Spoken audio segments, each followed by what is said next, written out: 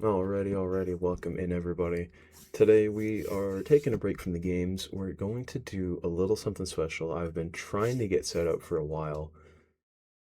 Still kind of working on the name, but I think we're going to call it Sit Down with a Streamer, where we sit down with a fellow streamer or someone who's a little bit bigger of a VTuber or PNG tuber potentially, and just kind of go over some questions involving their life as a streamer, their career, talking about um, things that they've encountered or potentially um, had to deal with what's unique to them. Um, I'm framing it kind of like an interview style, but it's hopefully going to come out more like a comfortable, casual interview slash podcast, if you will. Um, Today we are gonna have someone who's been I've been in their chat for a while, watching them and their friends. Super great person. Hope you guys enjoy the interaction that you get to have with them today. Yes, hello, Mimo. Um, well, that being said, let's go ahead and transition over to the temporary source screen we will have for this. I got something cooking in the works for the next one. Let's go ahead and switch over. And let's go ahead and bring them in.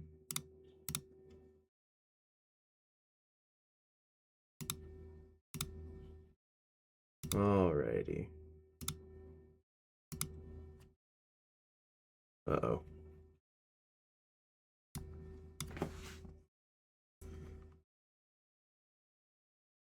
Well, it was. We had it working.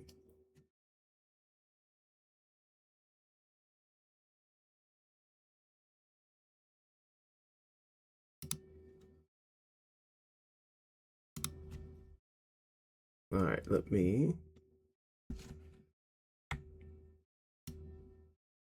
Well, it's that lovely thing of we did the proper professional thing of getting this all set up, and then OBS did what OBS does best and said, psych. So let me go back to.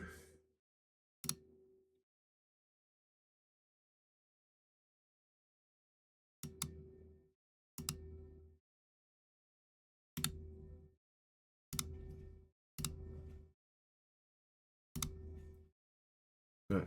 Oh, I see what happened. I see what happened.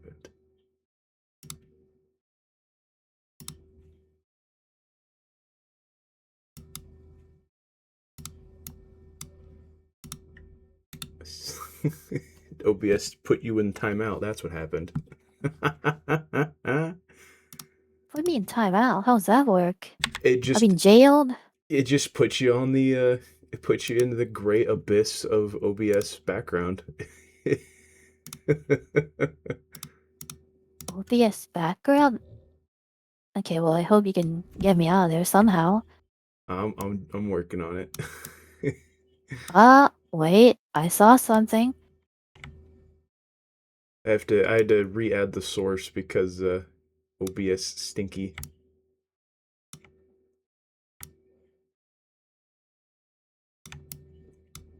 There we go. Now we make you big because Mimo big. Well, I'm also very, very pixelated. Well, that's okay. You know what? It's fine. I'm just censored. You are too powerful for OBS.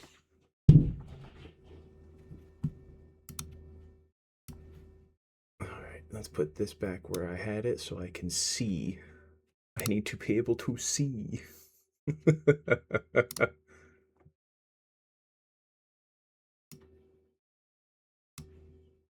Alrighty. I think that was just our mandatory scuff for the day.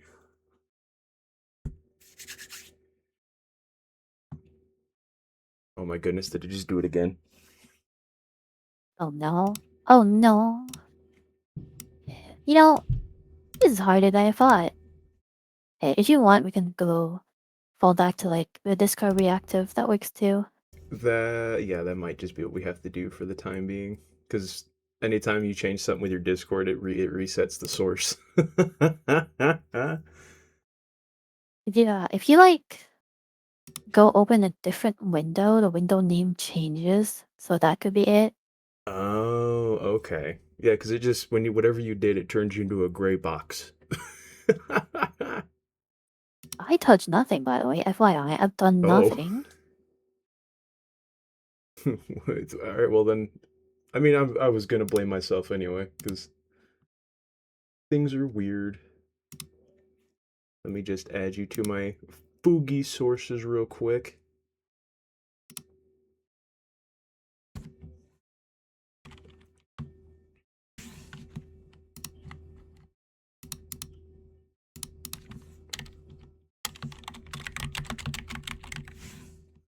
Oh my gosh, Altair.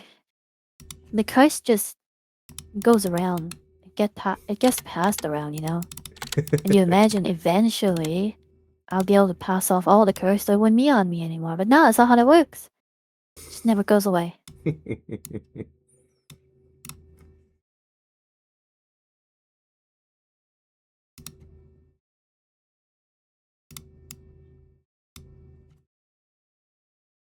Wait, just let me know when you're good to go. All right, you are Fugied. I am in fact Fugid. Alright. Make you just a little bit bigger. There you go. I feel like my Fugi's never been that big before. It's a bit weird that it's that big, but you know what? It works. Always been a little guy. Well, I figure for this, it's okay to not be just a little guy. Yeah. It's alright. Alrighty. Now that the mandatory scuff tax is out of the way, let's actually get started. Wait. Unrelated thing. Okay. I just noticed on my own Discord preview, I'm really pixelated on there. Oh. Wait.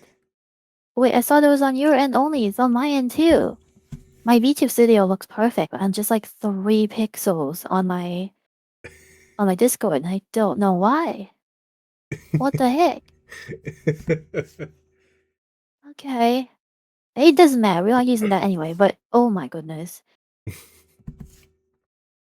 Wait. I think at that point we could just blame VTube Studio because it breaks everything. I don't know what we want to blame, but it's always something. The tech gods, probably. It's just the tech gods. VTuber curse, one or the other, both at the same time. To me, who else cursed me, right? Well, hey, fair enough. All right. Oh, also, welcome in Twig the Greatest Bean. It's first time chat. Good to see you. Coming in just in time for us to get officially started on this. Um, so the reason, just in case you guys are curious, the reason I have the um the the questions of the slideshow up in the corner, just so you guys can keep track of what's going on, where we're at, in case you guys take a break or come in late. You're not just kind of jumping in at a random answer for a question you don't know what's going on. So, pardon, let's get into it. So, Let's go. introductions. So, go ahead, Mimo, introduce yourself Introductions. properly. Who are you? What So is. properly, I don't know if I can do a proper one, you know? I've always thought about like, yeah, I should get like a script, you know? Just have something that I can read off every time, something I always tell people, but I don't do that. So what I go with is, hi, I'm Mimo, I play games that hurt me. Full stop, full end of sentence. Well, But if honestly, I though, get more into that, it works. yeah, It's clear, does concise. work. it's like the main draw of what you find on my channel, you know? You Yeah. get all the painful video games of various types. But hey, if we want to list off more things that are me related, I do a little bit of art, do a little bit of rigging, and it's about it, I guess. I'm thinking like, what else am I possibly good at? And yeah, I do some iron rigging too. I'm not like a professional at it or anything, but yeah, it's not one of those things. I do VTube models. If you didn't know, I rigged this model myself, but I got a little bit lazy on the artwork though, so instead of drawing it, I did get someone else to do that. I I find my drawing to be like a lot weaker, but either way, that doesn't matter. Hi, I'm Emo. Hello. I actually did not know that you rigged that yourself. I don't know how I didn't know that. I mean, that's fine. That's fine. It felt like I always talk about it because it feels like flaunting it, you know, being like, yeah, I did this, I made this. It's just, yeah, if they mention it, I can say, oh yeah, I did that. I can, But yeah, I will say it you does are a feel a very little bit humble weird to go person. out and be like, hey, look, I did this. Speaking of stuff you Also did, mention the Helldivers. oh, that's No. right. I was gonna say, yeah, you. What I remember when I want to say it was pretty early into me like finding your stream. You and the crew were pretty big into the Helldivers. Okay, fine. To be fair, I still am. Helldivers has been like one of my favorite PvE shooters in recent memory, honestly. Like before doing a bunch of Helldivers stuff this year, I was mostly playing Overwatch as my shooter of choice. Hmm. But Helldivers came in to be that, yeah, I'm just gonna play this to relax. I'm gonna play this just for to de-stress, basically, right? Fair. Because it's not like a PvP shooter. I could just go in, do a little bit of pew pew, and yeah, I'm still really into that. I mean, it is good. I if I had a little bit better of a setup, I think I would try to stream it. I just don't trust my computer not to turn into a jet engine and take flight. Yeah, I feel that. I used to do single PC streaming as well, and my PC could handle a bunch of things. It was completely fine, or so I thought. Until I tried to do Borderlands 4, and my stream and game both came to like a screeching halt, and the stream was stuttering, the audio was stuttering, the game got like maybe 40 FPS if I'm lucky, and my hardware, I don't know, it's supposed to be good. At the time, I was still running my that Fire Hazard 4090, but Hmm. no, I couldn't handle that. That was too much. So yeah, I guess TLDR. Dual PC streaming is so good if you can afford it, but oh my goodness, some games just like tank your PC.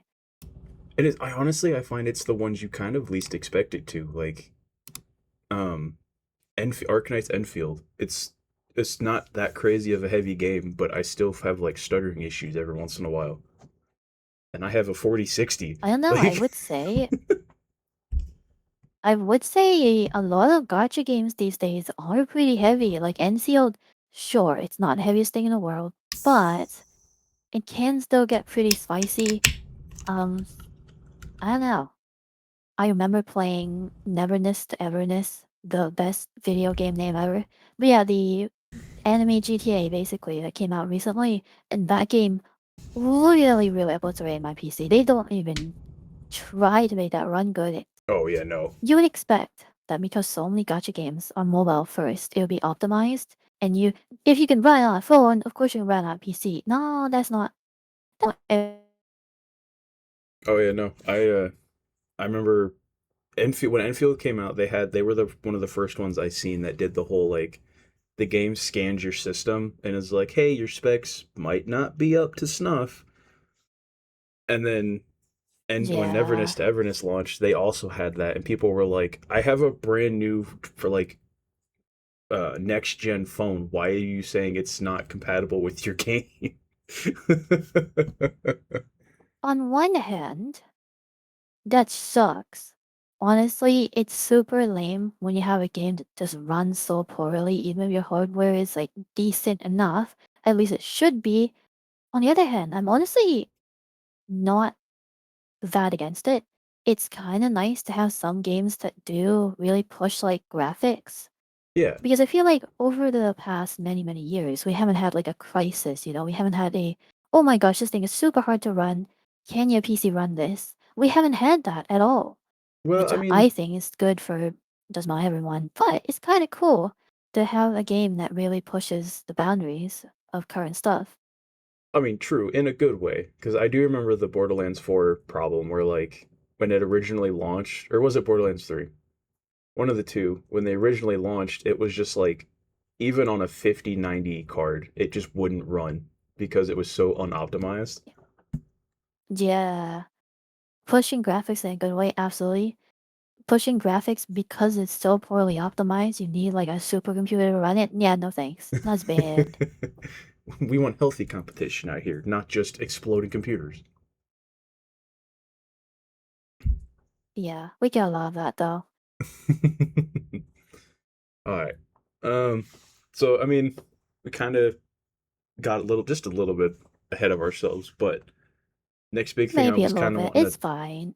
Yeah, that's kind of the whole point. This will. I kind of was joking with myself. I was like, this is probably just going to be Yapmo at their finest, and that's 100% okay. Well, I'm glad because that's what I'm here for.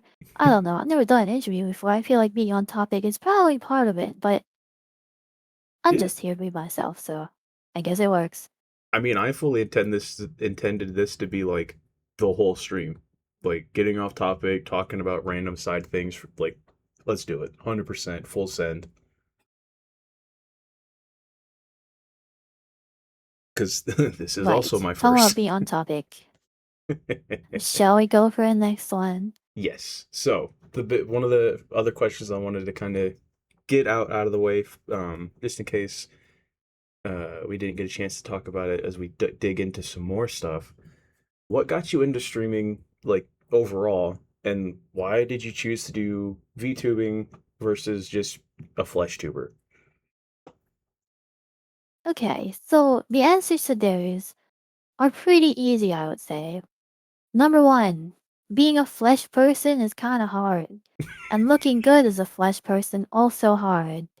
Being a VTuber, however, well, you can look whatever you want. You can look whichever way you can possibly dream and just be whatever creature you want to be. And it's a lot of freedom of expression. It's a lot of like confidence as well. Hmm. Gives me some extra confidence to not have to show my fleshy face. But when it comes to streaming in general, it's hard to say. I mean, many, many years ago, like way, way back, like 10 or so years ago, I Mm-hmm. want to stream Hearthstone or just want to be a streamer in general. Growing up, watching YouTubers, various YouTubers out there, got me wanting to make content since I was very young. And I don't know, at one point, I took a shot at it. YouTubers didn't really exist back then. Okay. And I did exactly one stream. There were zero viewers. I gave up. So Honestly, that's my fair. origin story. I feel like a lot of But streamers get many, hung up on many that years zero later, views. yeah, yeah, for sure. It's a hurdle that everyone has to go through, and it's rough. Absolutely, it's rough, and it could take anywhere between a few weeks to a few months where you have like zero people, one, maybe two, maybe just a handful, really.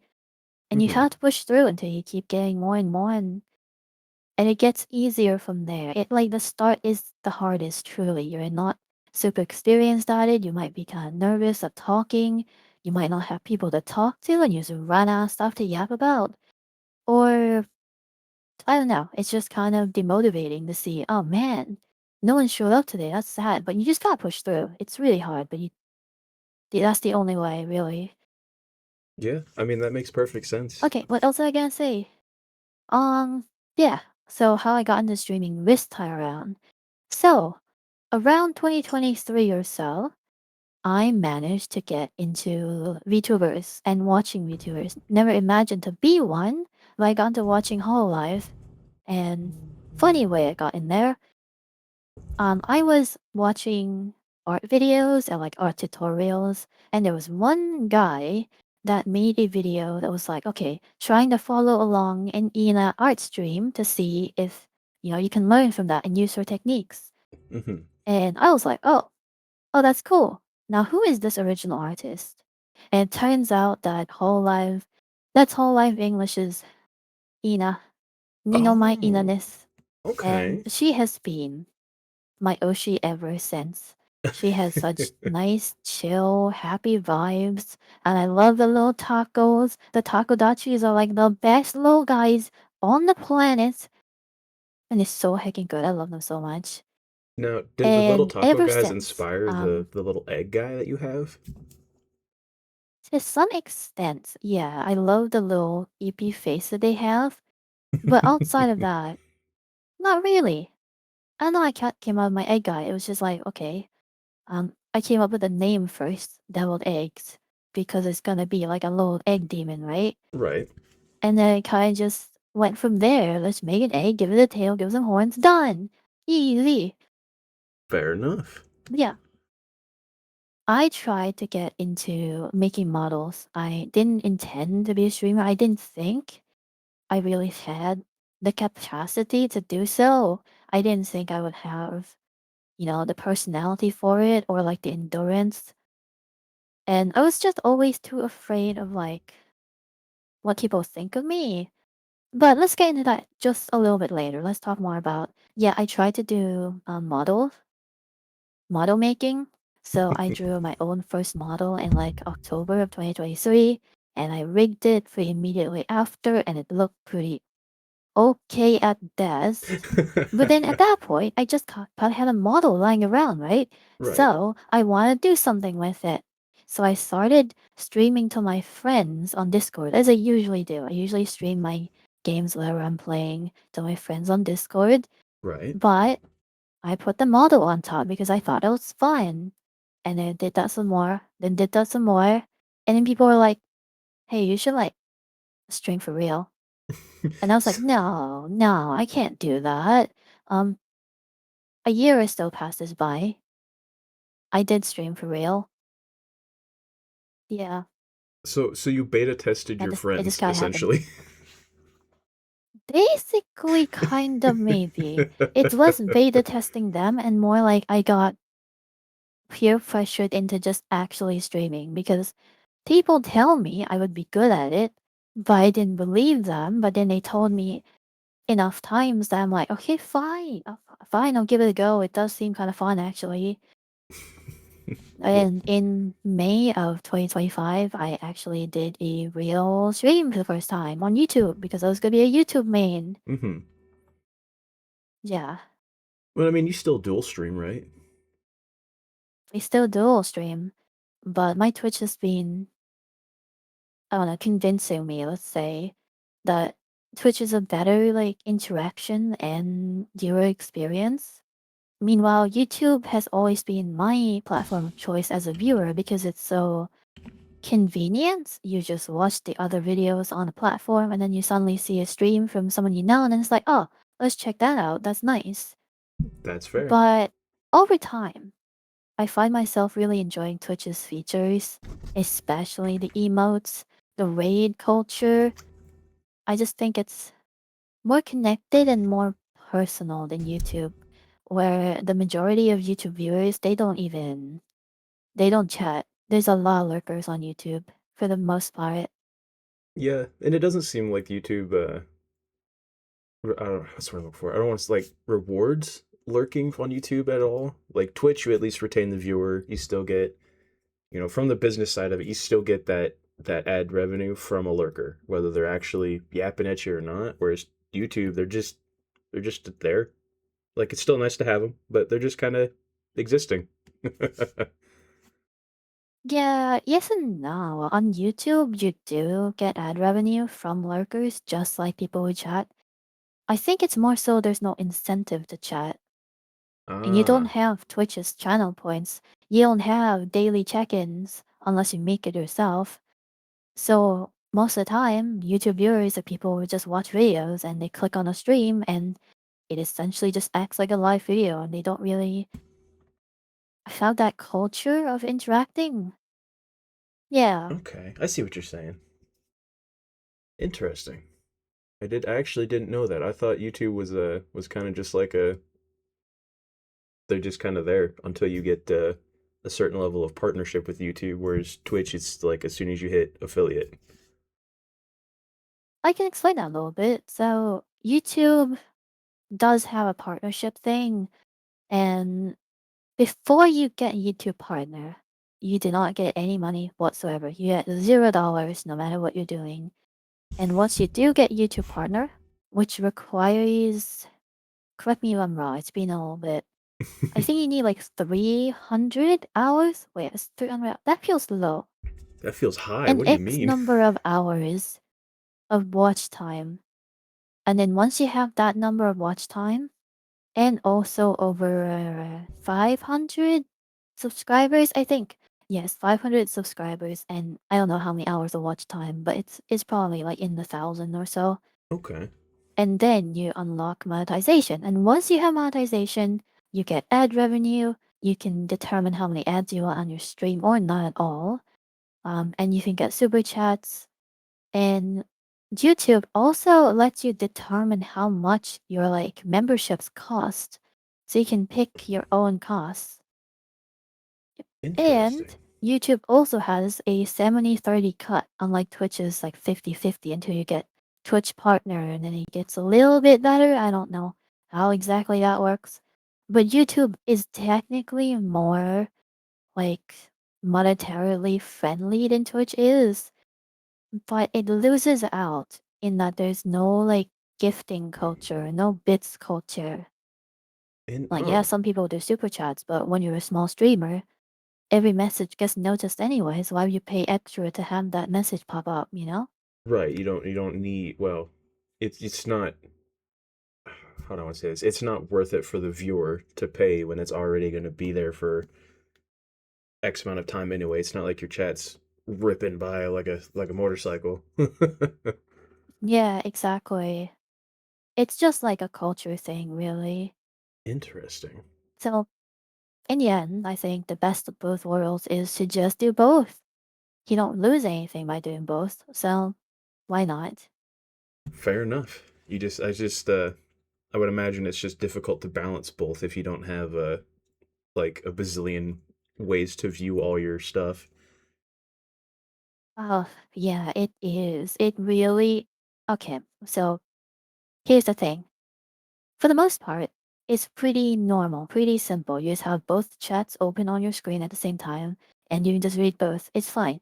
But the moment you start getting into something more complicated, like for example, when I did my debut subathon, Hmm. well, if I only did Twitch, there are a bazillion Stream Elements extensions you can use, like Stream Elements overlays that can track everything all on its own. But what happens when YouTube exists too and people can super chat?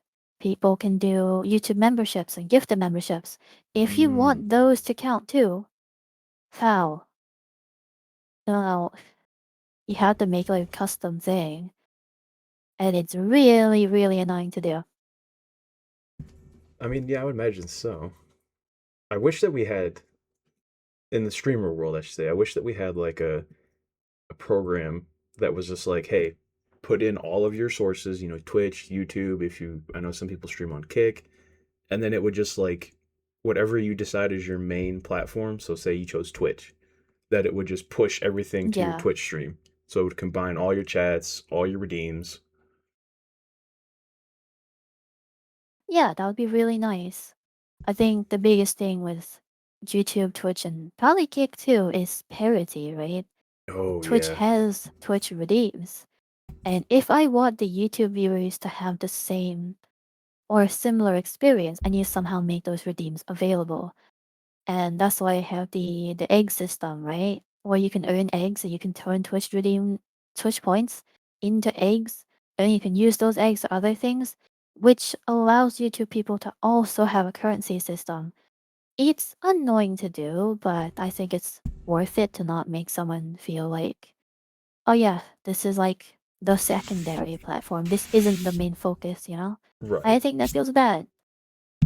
I honestly didn't know we could use the eggs for anything other than gambling. You can use the eggs to throw at me. You can use the eggs to, well, honestly, it's just a bunch of different throwing things. You can gamble them, and at the end, you can redeem Twitch VIP. But YouTube doesn't have equivalent, so yeah. Okay. Well, that's good to know. I'm gonna have to. That's something new for me to look into this week. Um, getting back to the what we were going on.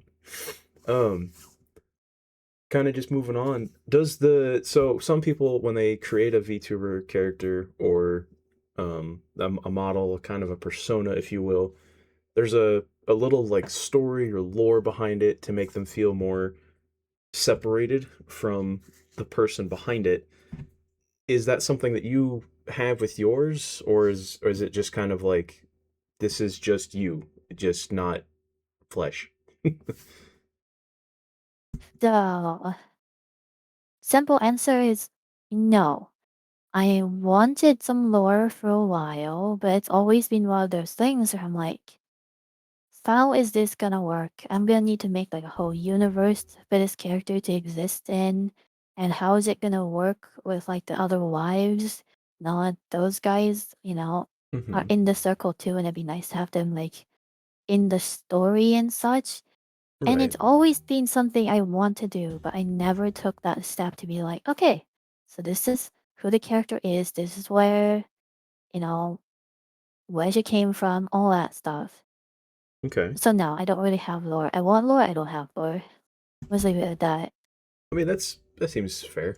Lore is lore is very hard. Um, like I know I've been writing a book for almost 3 years now, and that shit's hard.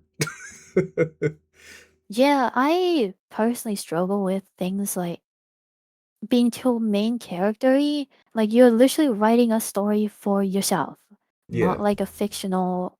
I mean, it is a fictional version of yourself, right? But it's still yourself, and it always feels wrong to like make it too extravagant or make it like you're the main character, even though that's kind of just how it works.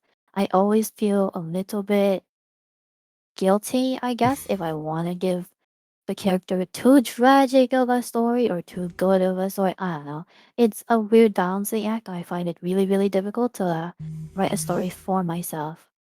Yeah, I mean, I think honestly though, part of that might just be because it's that speaks to you, like your character as a person, like you being a good person, because you're not just like, oh yeah, I'm just gonna, have this self-inflated, crazy story. You're still trying to keep yourself grounded in a sense of like relatability, realism.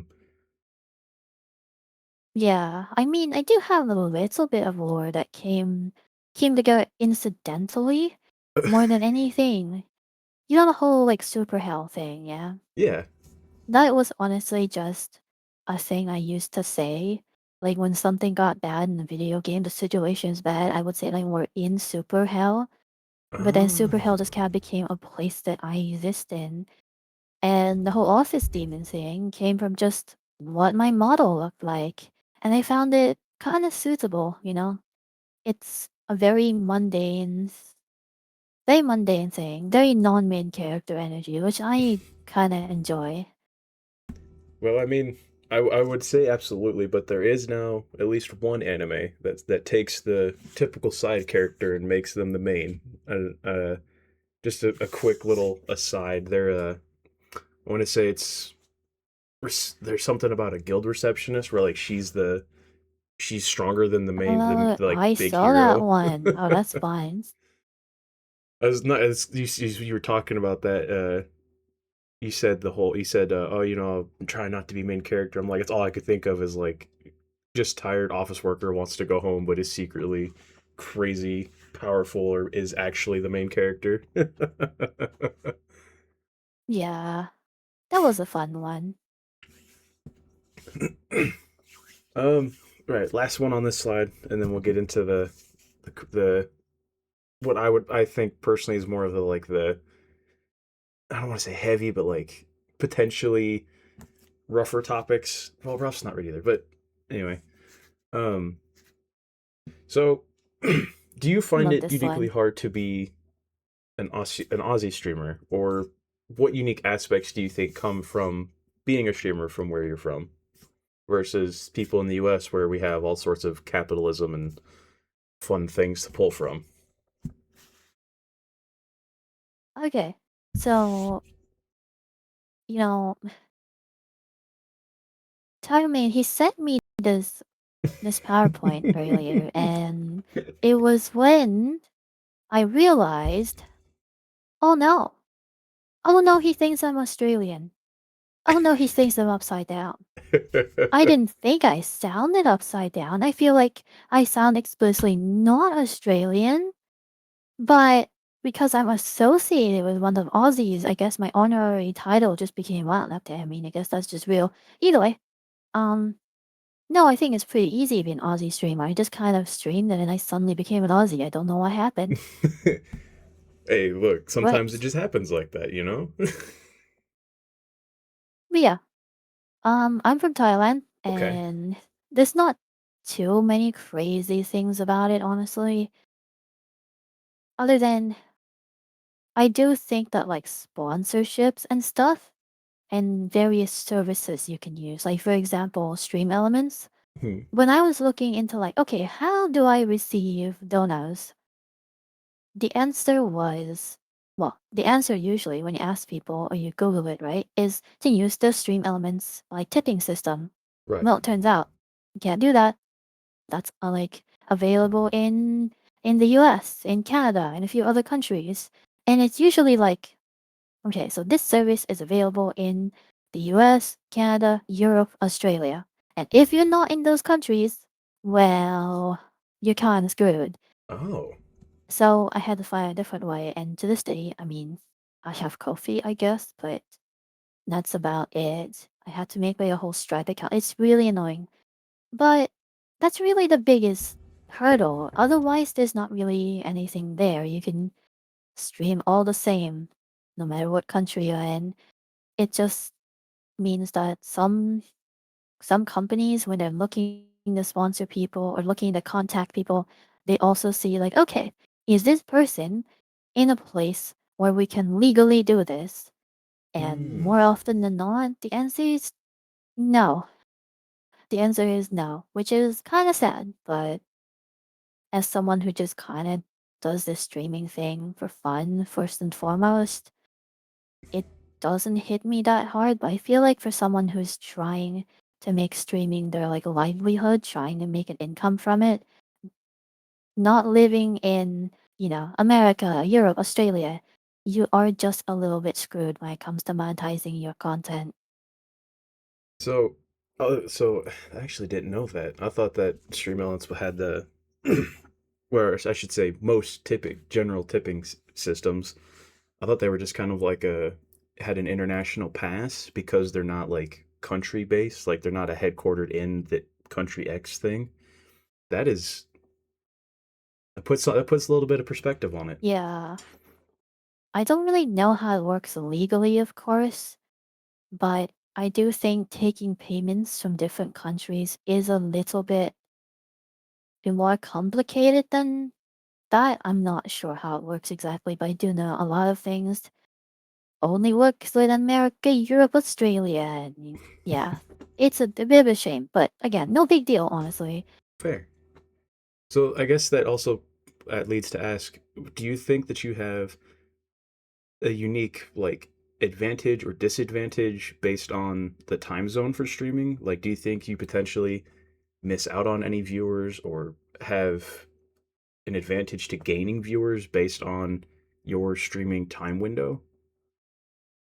I honestly don't know. I don't really have an answer for that one because ever since I started streaming, I always streamed at the same time, and it's a time that's inconvenient for almost everyone.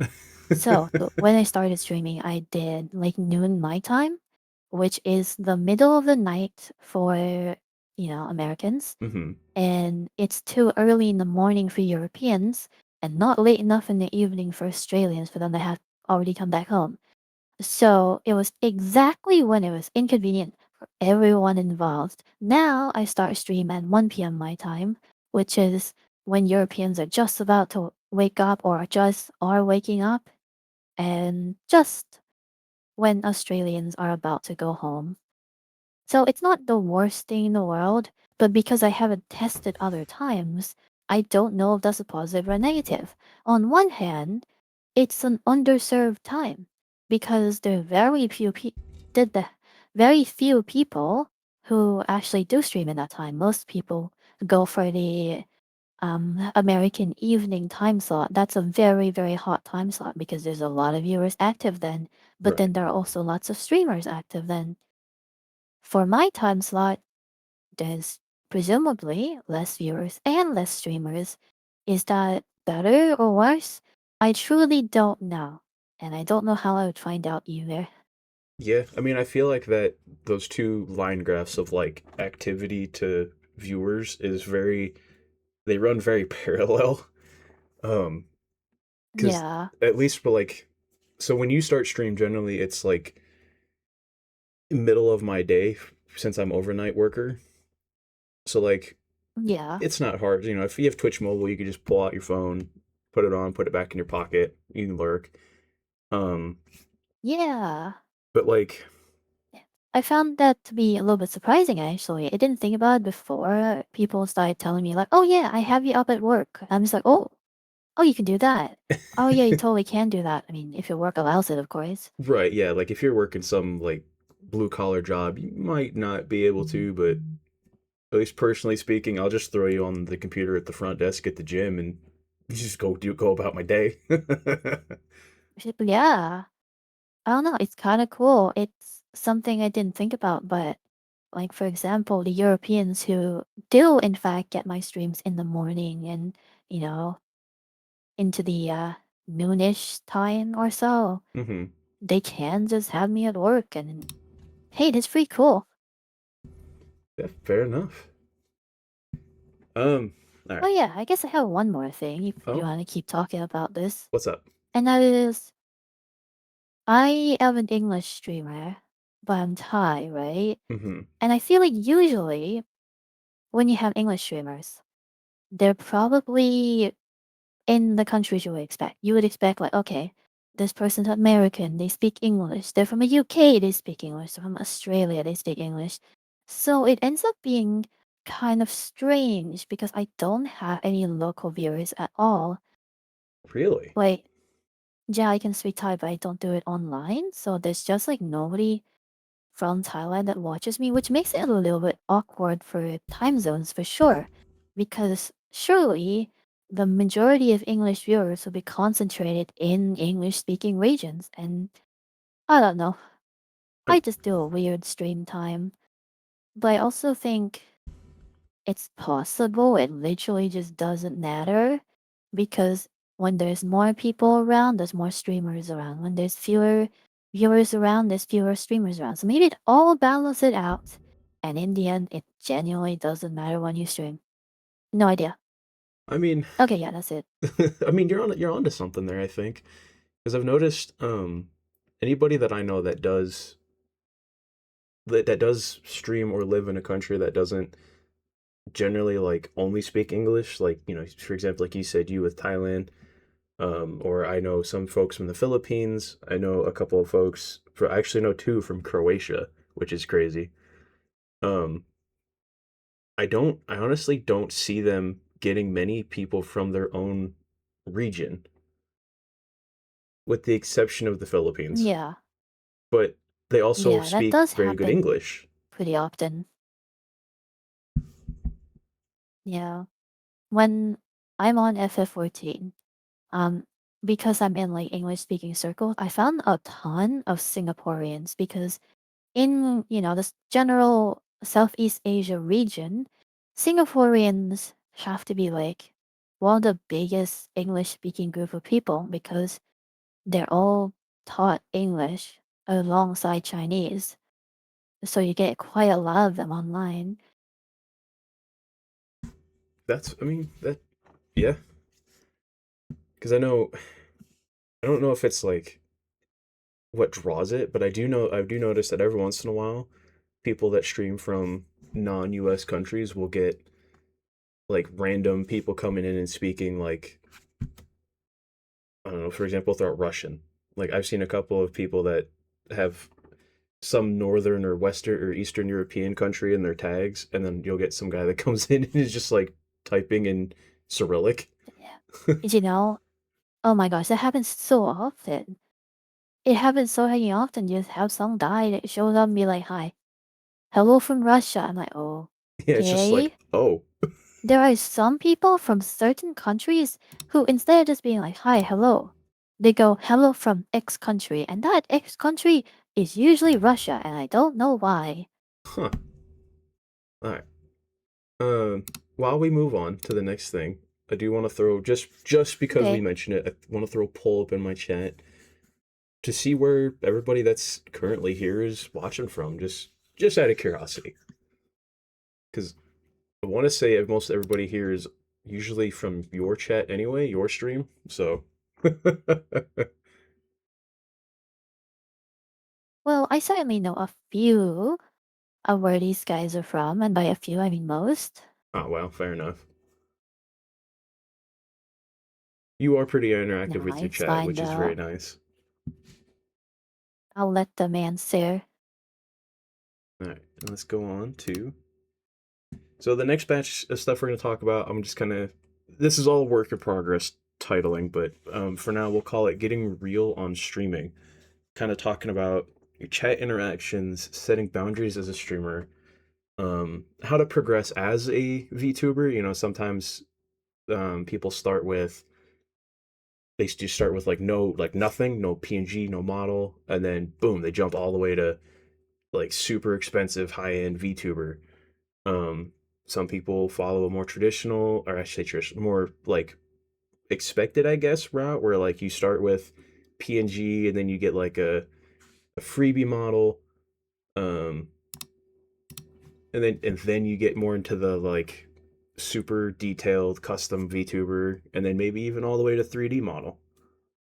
Um, Yeah, all right, let's jump in. So views on sounds good to viewers. me. So I kind of just answered this accidentally. Oh, okay. Let's see. How often do you reply to chat? Um, oh, that's a tough question. It's not something I do consciously. Like, obviously, I consciously reply to it, but I don't consciously be like, now is the time to go and read chat and pick something. It just so happens to be there's a gap in what I'm doing, and then I'll read chat. Oh my gosh. Luca, Luca, Luca. Oh, they are just It's fine, roasting it's you. fine.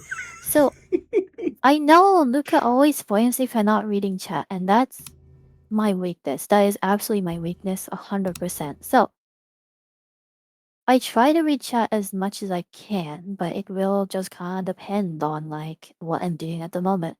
Let's say I'm in a match of Overwatch. I'm probably not gonna be looking at chat until I die. But let's Yeah. say I'm playing a single player game, like if I was playing Resident Evil, right? If I'm in an action segment, I am not reading chat until that segment is over or I'm dead. So whenever I have the opportunity to, honestly, and I try to read as many as I can possibly read. I might not reply to every message or read everyone out loud. Hmm. I'm pretty bad at like carrying on conversations that are like pretty segmented. Like let's say somebody messaged ages ago about something and then they message about that thing again. I probably forgot. I honestly probably forgot. I mean, that's fair. I mean, So especially if you're yeah. playing like I know you've been playing Resident Evil lately, like you said. When you're kind of locked in on like a on a mission or a boss fight, I feel like it should be kind of just like silently understood that you're probably not looking at the chat. You're probably focusing on doing the thing you're doing. Yeah, I mean, I think everyone is fine with it. I think the way my chat is a few of them sure do bully me about it, but it's really no big deal.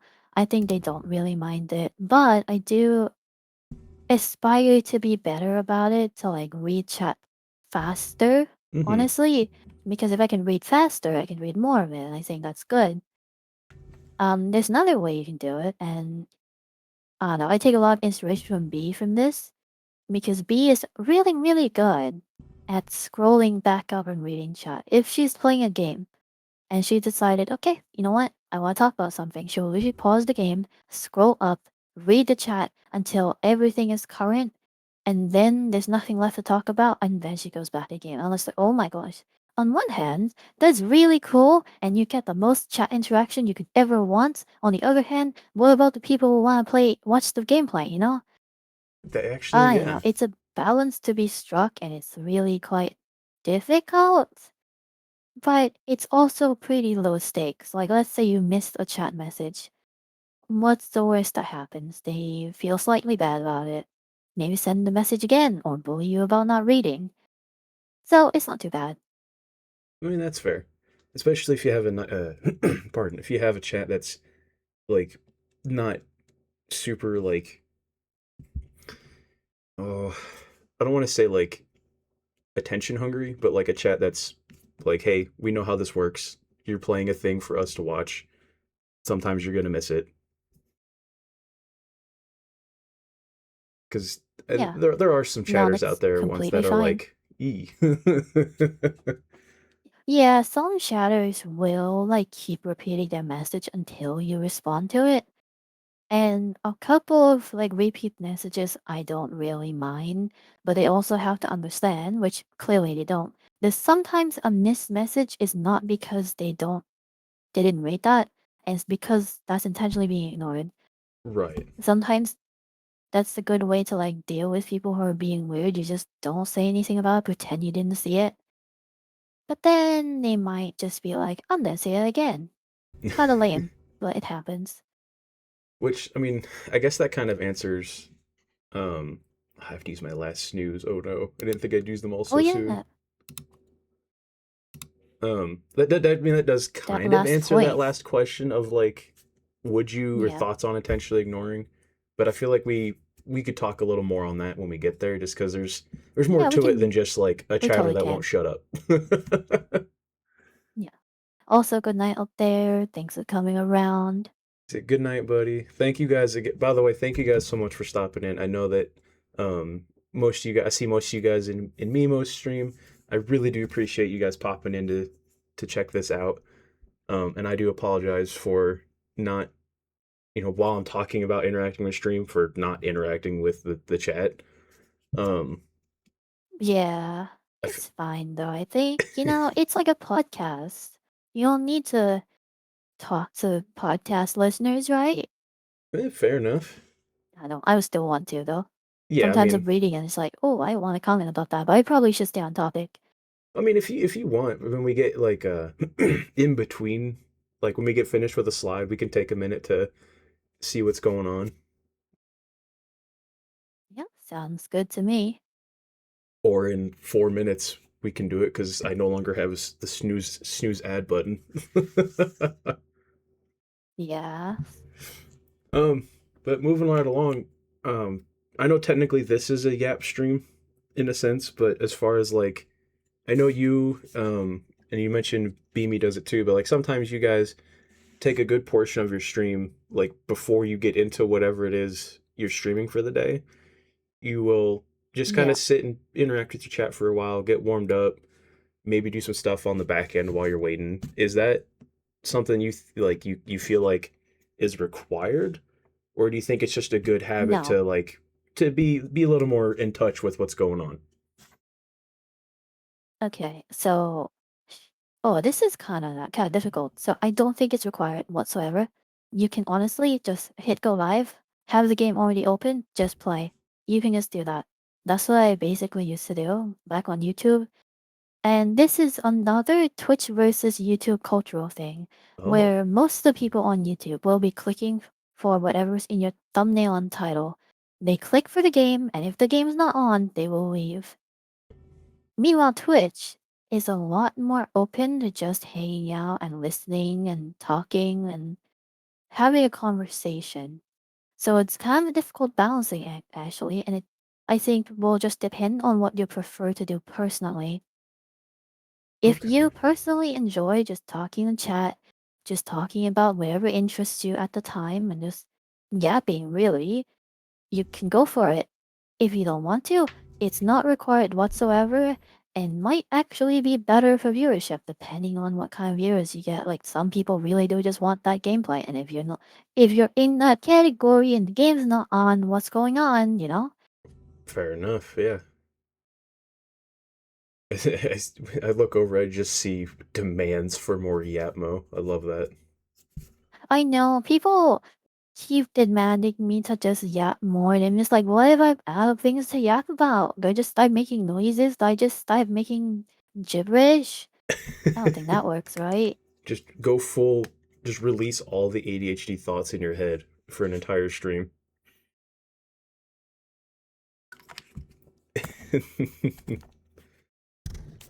Oh, pardon, I don't know why I'm so congested today. Dang, it's alright. Oh yeah, what else? Right, so as for like discrete yap streams, plenty of people do whole Satsu streams. No games involved, just daily chat, and you know what? I think they're really admirable for it. Like, oh my gosh, I think that's difficult. Like, I personally find it pretty hecking difficult because, like, throughout my early streaming experience, when there weren't that many people in chat, I would sometimes, honestly, very often, just be like, I don't know what to talk about anymore. I have nothing on screen to react to because I'm not playing a game. I have nothing to talk about. I've talked about the topics that came up. I'm out. And that's a scary state to be in, not knowing what to say anymore. Are you just gonna sit there awkwardly? That's really scary. So going into the stream knowing I have nothing prepared and knowing there's nothing to fall back on, like just playing the game and reacting to what's going on screen. Oh my gosh, that sounds really difficult. I guess it only really works if you've got an active enough chat to know for a fact you can keep going with that. Hmm. Yeah, it's really cool when people can do it. I find it difficult, and yeah, that's about it for like full Yap streams, I guess. I mean, that's fair. It makes sense. Because I mean, like I said, this is technically a Yap stream, but we still have like a thing to talk about. Like there's questions, there's a little bit of back and forth. It's not just straight up just you talking to chat 7 hours. Yeah, I feel like it's different though when you have multiple people. If it's multiple people on the stream, like I can talk to you, you can talk to me, and that's fine. If it's just you alone and chat, nothing else, then that gets kind of scary. Oh, my ads did start. I think this one is 90 seconds of ads. So, Ah, I see. yeah, I'm still learning how to adjust when they run, how long they run, cuz like I don't really care about the Uh, I don't really care about the it's making all the annoying, ad money. right?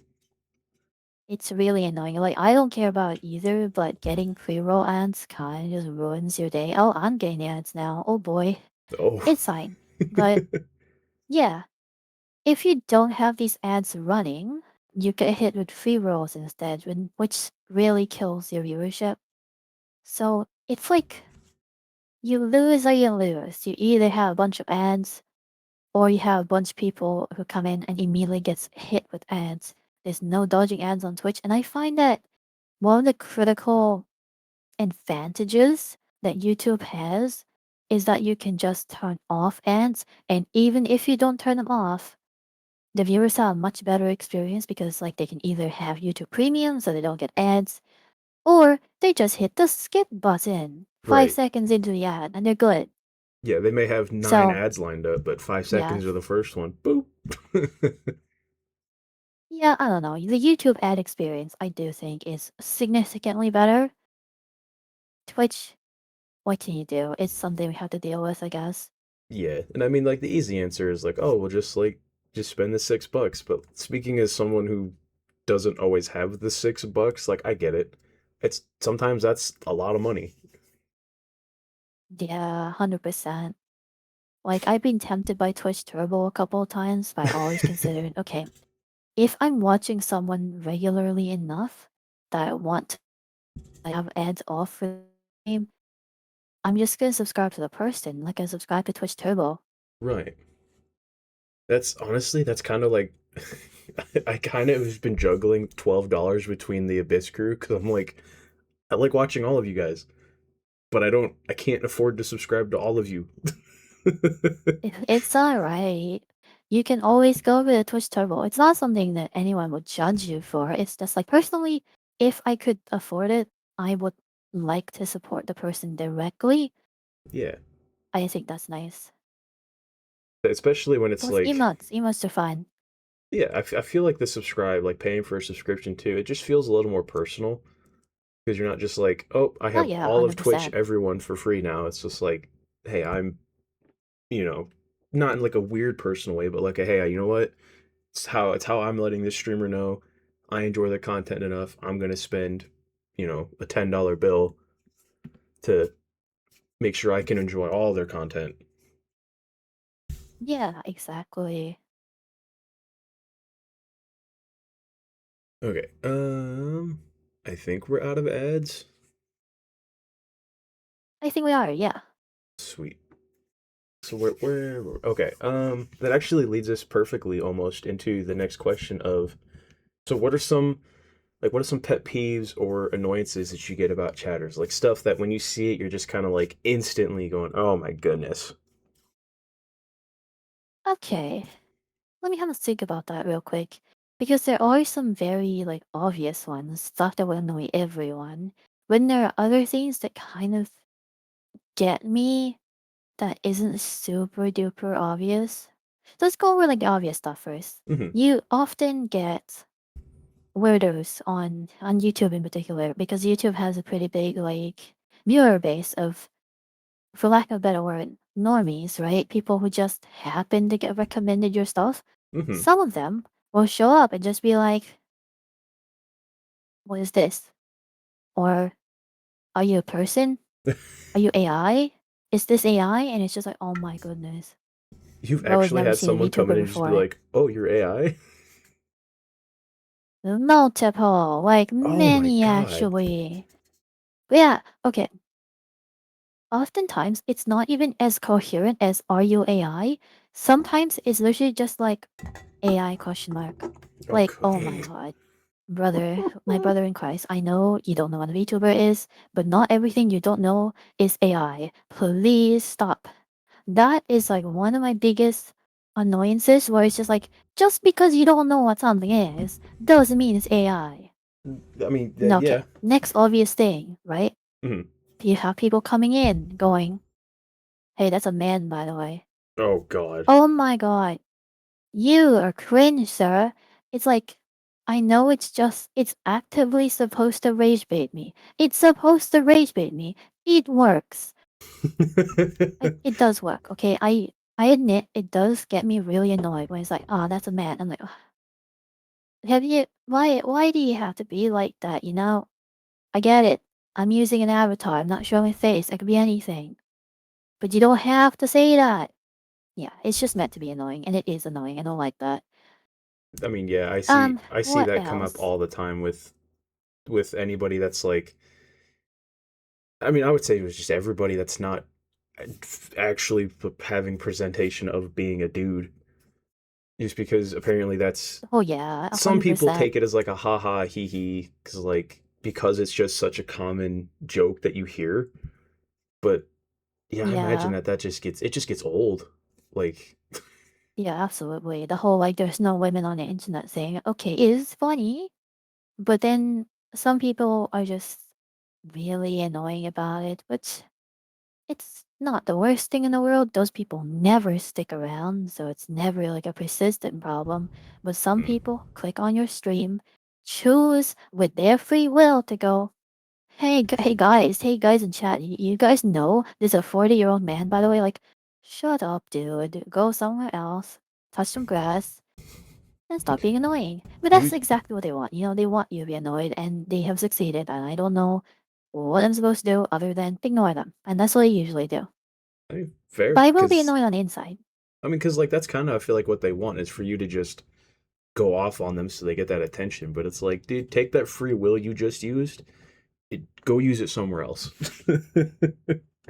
Yeah, exactly. I mean, even if they don't go the 40-year-old man route, I have seen some people go the, she's probably fat. Ugh. Like, what does that have to do with anything? It's just people who just show up to insult you. Like, again, obviously these are the most obvious. Everyone gets annoyed about this type situation, but it does happen every now and then, and it's pretty common on YouTube, especially when I was smaller. When I was like sub 1,000 subscribers, getting sub 10 viewers, I was getting so many people pretty consistently showing up to just be like insulting, basically, to put it simply. Which Like when you get bigger though, that gets less of a thing. I'm not sure exactly how that correlates. I guess there's other chatters around so they can tell those guys off. Or maybe you just have more legitimacy because your numbers are bigger. I don't know exactly what causes these people to go away, but I guess when you see a really small streamer, they are more inclined to like go off on them. Like there was one time when I remember exactly, I had 3 viewers on an Overwatch stream, mhm. and someone showed up and it's like, wow, you really streaming this for 3 people? And I was like, yes, yes, that is exactly what I'm doing. And they're just like delisting the numbers. And it's just, why do you spend your free will doing this? Just bullying people on the internet? It's fun. Lame. It's just lame. But it's something you always have to push through, of course. Right. Like being a creator on the internet, you always have to just get used to the haters and block them out, ignore them, all that. It's part of the process, I guess. I'm learning that when I get someone that does some out of pocket commenting, I'm just like, I just will verbally just go, "Oh, that's crazy," and then deal with them. Like I don't actively acknowledge what they said. I just hit them with the, "Oh, that's crazy, dude." Anyway, Yeah. Sometimes people are weird, but also kind of funny about it. Sometimes I read and go, oh, what the heck do you mean? And then move on. Okay, let me try to think about like actual pet peeves that aren't just people literally being annoying or insulting. right. What they got? There's a lot. This is also really common, honestly. But backseating. Backseating is lame. Very simple, very common thing. Yup. A lot of people, they try to be helpful, they want to be helpful, but they end up just spoiling things for you. It I was pretty bad in my Resident Evil playthroughs I was where actually gonna bring someone that would show up. and be like, hey, look at this thing. And he's like, you just gave me the answer to a puzzle, or you gave me the location of a secret. Like, let me find it myself. Conditionally, I don't really mind sometimes getting hints. It really depends on how severe of a hint that is. Yeah. If it's something that's super swirly, no, don't do that. If it's something like, there's an item that I just missed in the previous room. Hey, there's one more thing, go grab that. I'm like, you know what? I don't mind that actually. Right. Like, oh, Not the cool. worst thing in the world. There's like different levels to it. Yeah. So I've definitely seen an uptick in people or in streamers being like, kind of just getting games ruined for them because people will not just let them experience the game.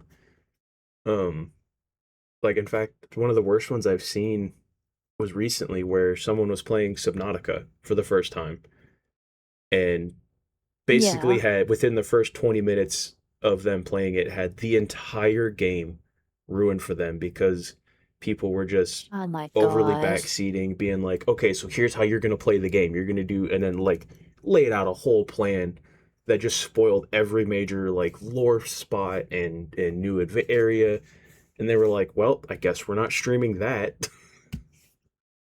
Yeah. I mean, there's spoilers, but then there's also like gameplay backseat. I remember I got that a decent amount when I was playing Overwatch.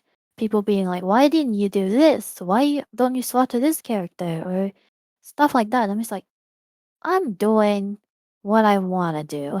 And yeah, some people are just a little bit funky about that. Though I also have to understand a lot of the time it does come from a place of wanting to help. Hmm. So you don't want to like be too mean about it. Like a lot of people just want to help out and just to go about it. So it's good to just be like, hey guys, you gotta just chill out a little bit. You can give some vague hints. Make sure you don't spoil anything. And Right. most people are cool with that, and I think that generally defeats most people who mean well. Of course, there are some people who intentionally try to spoil the game for you, and those people are. You just have to hope that your mods are on point and they immediately delete and dance. But yeah, Just hit him with that mods. Send them to the Shadow Realm. yeah, pretty much. Though the thing with spoilers is the mods have to see it first and delete before you can see it. Oh, And lucky true. me, I don't read chat super duper often, so they do have a window to delete it. The inherent Mimo delay between the spoiler happening and being Yeah. spoiled. I mean, I'm sure I probably talked about this on my streams a few times, but I never considered myself someone who needed mods. I always was just like, I either ignore the weirdo or if they're spamming and being really toxic, I'll just delete the message and move on myself. Because things like that, toxic people, super duper weirdos, they only appear once every couple of weeks, maybe. They're Mm, not that common. So I usually am like, I don't need anyone to help me out because the moment you have mods, there's now like a weird, how do you describe this? It's like they feel obligated to show up to your streams, hmm. and someone who enjoys showing up all the time might suddenly not feel like it if they feel obligated to show up. And I don't want that for anyone. I want the responsibility to not have to fall on a bunch of people. Yeah. But in the end, I do. I am happy about having mods now. Like Luca and Slagathu are able to change the category for me, which is really nice. They can get rid of weirdos or backseaters really, really fast before I ever get to them, and I think it's a good idea actually. Having good mods, I appreciate them and their work. It's genuinely so helpful. I mean, absolutely. I would say that as like, not to like sound self-deprecating here, but someone that's as small as a streamer as me probably doesn't need mods because it's a slow enough chat. I can see it, deal with it. But definitely at your level where you're getting a, quite a few viewers and your chat's very active, I can see that having mods is very very helpful. Yeah, Or I mean, it's again, I still think at my size, I can survive with no mods, but they have been very helpful. I think you'll find a point where you grow enough to be like, yeah, okay, fine, let's have someone come help. yeah, like I mean I do have mods. I If you're have some like me friends that anyway. stop by that I'm like, cool. If you happen to want to help, now you have the ability to do so. But like Oh, yeah, I don't 100%. Just giving mod privileges to people you trust, even if they don't show up that much, I think that works perfectly fine too. yeah, like I have I have one they're I think they're still lurking right now that they show up to lurk all the time, but then they're just active in other stuff. So I'm like, technically, I have a mod here. It's in spirit. Yeah. I used to have just Garrett, one of my friends that has been watching my stuff since the very start. Oh my gosh, this could be quite a tangent, but when I first started streaming, Hmm. of course you start off with 0 viewers. Right. I didn't want that. I didn't want to start with 0 viewers, so what I did was have my friend Garrett, who I would usually just stream on Discord to anyway, have him show up on my streams, and he would be my one chatter. He would be my one viewer and one chatter. And for a solid 3 weeks, maybe a month or so, before anyone else ever showed up, he was just the only one on my stream every single time. I mean, hey, Exactly a paid chatter for my early zero chatter's experience. And I think that has kept me like from going insane essentially when I started. I And mean, I that's really fair. appreciate him for that. But also, um, Garrett, he's got other stuff to do plenty of time. So, it was hard to rely on him to be a moderator. Sometimes I'd be like, I have to DM him, like, hey, check the chat right now. But I think in the end, it's good to get a mod out of someone who already hangs out on the stream all the time. Right, Like I said, Luca and Swagacy are on my streams a lot already. So it's not the biggest leap for them to also now be able to delete bad people. right. Like they're already here. It's not like they're being, like you said, it's not like you're going, hey, I need you to show up today. Yeah, exactly. And So, they like, always want to emphasize like you're not obligated to be here. You're not being paid to be here either. So you don't need to feel like you have to be there. But exactly. sometimes it's kind of subconscious, like you have the role. Even if you know for a fact you don't technically have to be there, you feel when you should be. And yeah, I don't Yeah. know. It Giving goes mods from out a I like to being me here to feels, maybe it goes to being like, well, now I feel like I'm obligated. Not that you don't enjoy it, you yeah, know. it's a lot of weight to giving mod to someone, I feel. I actually was, while we're on the topic of like mods, I feel like you kind of have an advantage like the Abyss crew does because a lot of the times you guys don't all four stream together. It's like I think at most I've ever seen three of you stream kind of staggered at the same time. You But share a lot yeah, of we have different viewers, time slots. Yeah. so it's like say you have a mod. Say like we'll take Luca for example. That they're around a lot. You've modded them, and then now they're showing up in Beamy's chat. Well, maybe Beamy's looking for a mod. Well, they know that Luca's in both chats a lot, is a mod for you, does the job. Cool. Like an auto vetting process. Oh yeah, 100%. If that's every something that, the person in question wants, I think that's fine. Although I will say, because of how our streams are staggered, I wouldn't want anyone to feel obligated to be in multiple of our streams because, like, let's say I just did a 5 hour stream. I just raided into B. She just started her stream. There Mm. ain't no way I want anyone to be like, oh no, now I have to stay here for 4 more hours. That's gonna get them burnt out really fast if they ever feel obligated to be there. That is, That's true. It's kind of a double-edged sword, I yeah. guess. Even though it would be nice to have mods from, the other wives show up and be a mod on my channel too, I personally would say I wouldn't do it.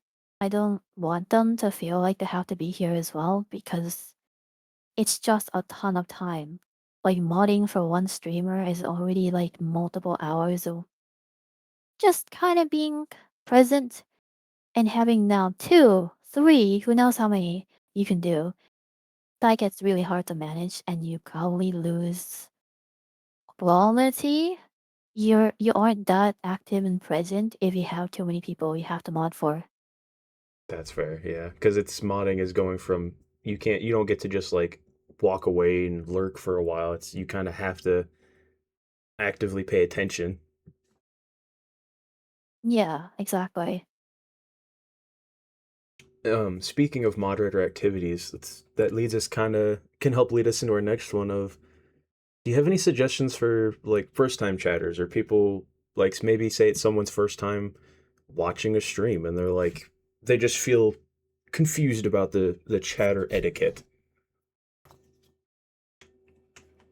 Right. So that's a tough question for me because I personally think I'm a really bad chatter. Wait, I can be the streamer fine, but as a chatter, I think I'm bad at it. I'm not too good at just like finding something to talk about. And if I don't get my comments read, I feel just a little bit bad. And sometimes I literally have nothing to say. until I have like something I can help them with. But at that point, like, wait, am I backseating? I don't want to be backseating. So I will say anything. I'll be Mm. honest. I am so bad at chatting that I don't really know if I can give anyone tips. Um, Gosh, okay, let me try to come up with something from a streamer's perspective. Well, I mean, do you do you think being a streamer makes it inherently hard to be a chatter, or do you think that's just you personally, like a Mimo I think it's just specialty? me. I think it's just me. I don't think being a streamer makes you bad at chatting. I think, if anything, it should make you better at chatting because you know what a bad chatter is like. But for me, I just like don't have anything to say sometimes. And because I am a streamer, a lot of the people you know, I talk to with, oh my gosh, I can't form this sentence. A lot of people I chat in their chats, right, Hmm. are people I know, which makes it a weirder dynamic because they know me, I know them, and they're more inclined to pay attention to my messages and respond and have a conversation compared to just being a rando in a chat. So I don't really often get that being a rando in a chat experience, if ever, anymore. I see what you're saying. So yeah, honestly, I don't know. Just okay, if I were to just come up with something, it's basically just react. Whatever is happening, react. As long as you're not being weird, as long as you're not backseating, you can just react to what's happening, be like, damn, this crazy. Stuff like that. Okay, so I mean that, yeah, that makes sense. Just kind of keep it general, keep it like on topic. It don't be. Honestly, I don't mind chatters bringing up new topics too. They can just ask about like other stuff. I remember it was especially helpful back when I first started out when there were some really good chatters who would ask about like my day or talk about their days or talk about their interests and I can swing off of that to talk about my interests and how things relate and stuff like that. It's a difficult balance to strike again because if you just start randomly talking about yourself, then I mean that's kind of off topic, right? It might not be relevant. But if you can kind of like add to the conversation and lead the streamer to like give more thoughts on things. I don't know how exactly you do that because I'm bad at it, but I think good chatters are really good at like contributing to more things to talk about. Not necessarily the same topic in the same conversation, but they can lead to more conversations. I see what you're saying. That's, I mean, you bring up a good point. Like,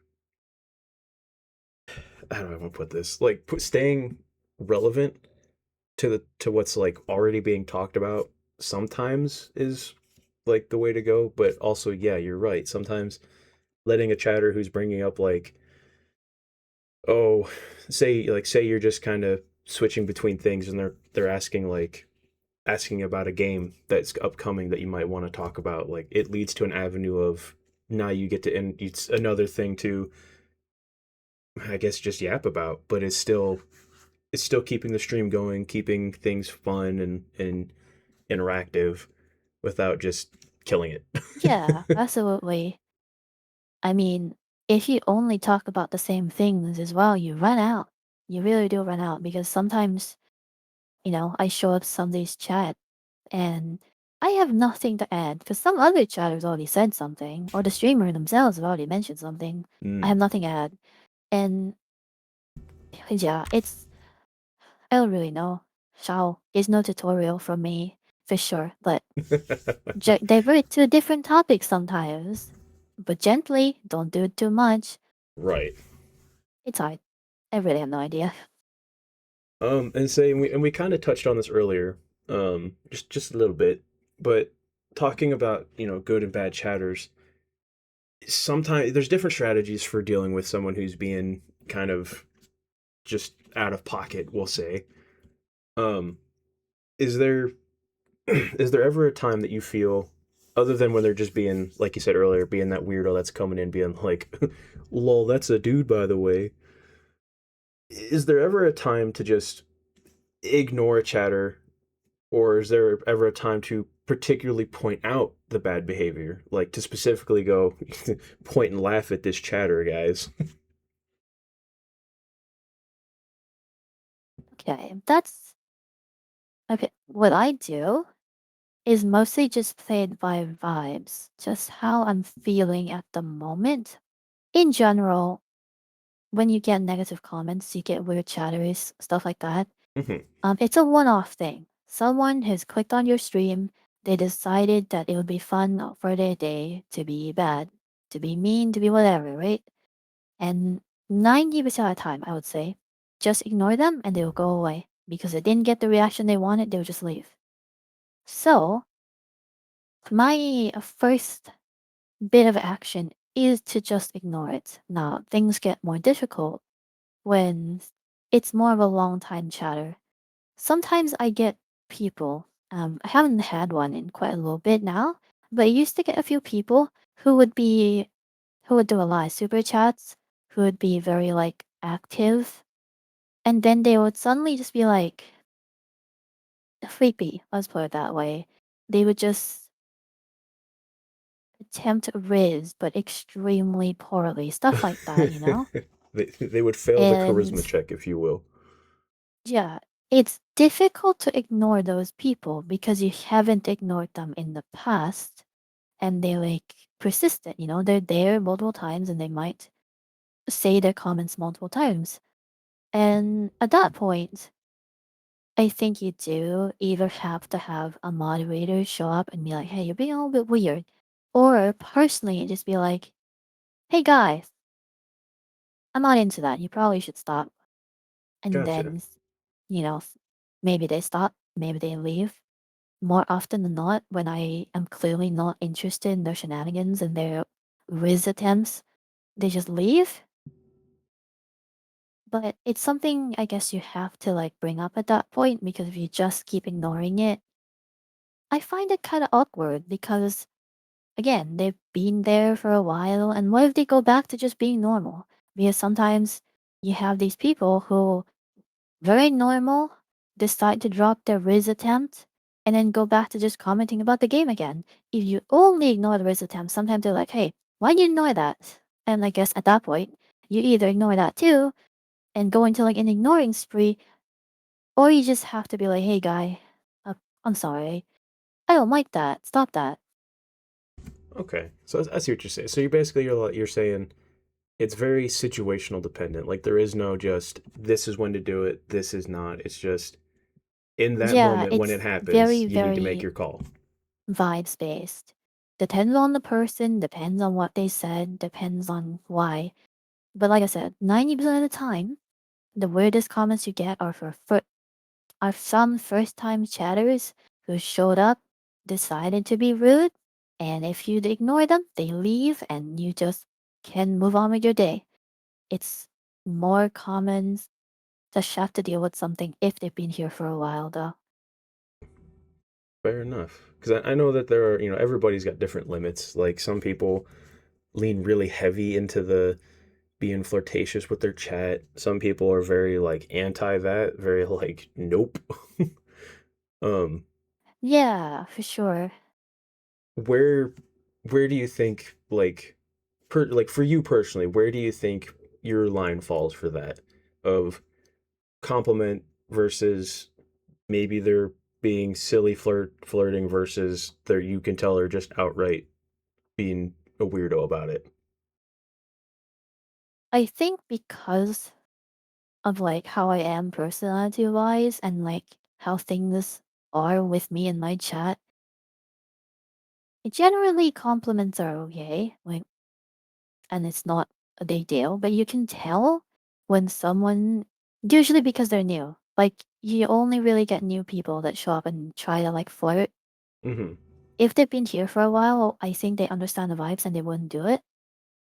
So my mind would just be compliments, that's okay. Generally they don't go further than like, wow, you're pretty or stuff like that. And it's very surface level and I can take that. That's okay. Okay. some people do get further, and you just kind of can tell. I don't really know how exactly to say like when does that line get crossed, but you can just tell they're being weird now, and you just at that point go, ignore time. It's time to get ignored, buddy. Gotcha. Okay. I mean, that actually makes a lot more sense because um, I guess it would be hard to just put down like essentially put down yep, this is that line. You've crossed it. It's more of it's like, hey, man. Yeah, I mean it's just true for a lot of social where can tell if it is or isn't okay, but can you really objectively say why? What about this sentence makes it not okay anymore? Right. Yeah, it's not really something you can say. Sorry, I just looked over. I seen what Chaos says. He says flirting with our say so streamer is a crime unless you are a wife. Yeah, I don't know. I will say I I'm a little bit jealous, let's put it that way, of like people who can pull off the whole like girlfriend experience thing. Like how the heck do you get the mental fortitude and power, the sheer power to actually flirt with random people on the internet who you don't know and they don't know you, and you have to maintain this weird relationship where you're trying to give them like a fake relationship Hmm. and you have to maintain that? Like how the heck do you do that? For me, I'm very much just like I am here to play video games and the chat is just there. There is not really much of a relationship outside of that, right? Yeah. I mean, of course, sometimes, it gets a little bit more friendly than that, but I can never imagine what it takes to like get sexual or get relationshipy with your chat. That's a scary world I don't even know how anyone gets into. Yeah. But I do think it's impressive when people can. I mean, it is in a sense of like the level of or lack of anxiety, I would think, to just openly be doing that to any number of people, whether it be 10 Yeah. viewers or 10,000 viewers. But at the same time, I think I would think that it'd be even harder if it's someone who outside of streaming like has a whole ass relationship because there are some streamers that like are very openly Oh married yeah, or 100%. partnered, and then you watch like you see their stream clips and they're like talking about dating chat and you're like, what? Yeah. I don't know. They just have to be built different, honestly. I don't really have another explanation for that. It's just courage. Like, it's not just a lack of anxiety, I feel like, but also like that willingness to do it. And I don't know. It doesn't appeal to me personally, but sometimes I'm like, what if I'm in a different dimension? What if I was a different person? If I could, would I? I mean, Maybe. But I sure as hell can't. Not in this dimension. Not in this timeline. That's too scary. That's terrifying. do you think there is ever a version of Mimo that could, like, like I said, not you here now, but do you think there'd ever be? I mean, if I was literally a different person, yes. But if I'm still me, no. So I guess no. I'm gonna say no. Okay. All right. Let me try. Let's go ahead and move Yeah. on to our next little bit here because we're kind of already getting to it, but just to really dive into it, parasocialism, right? It's a term that we hear all the time as both streamers, chatters, viewers. Um, just to get it out of the way, what to you personally, as Mimo, what does it mean for someone to be parasocial? That's that's a tough question. It's not something I really ever thought about and decided to like put a definition to. Because it's kind of a scale, right? Of like how much parasocialness is happening. But to me, it's basically just someone thinks they're your friend, but they're not. And all they've, I guess, like, how I word this, they have seen all of your stuff and they think you're their friend. That's just kind of how that is, I think. Right.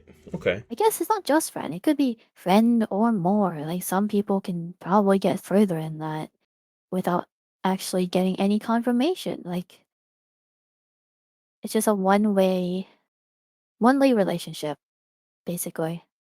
Right. Like literal textbook definition of you may not have ever even seen this person in your live stream, but because they maybe watch your YouTube content or see you on like Instagram or wherever you might post your shorts or other content, they can't separate the never having ever actually interacted with this person from the constant having that voice or that character in front of them. I feel like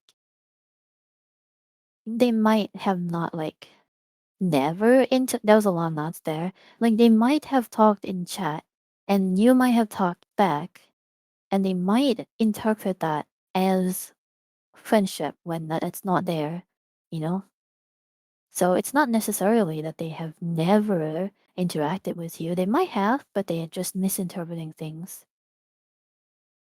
Do you think so on that point, do you think it causes it to happen more the more you interact with them?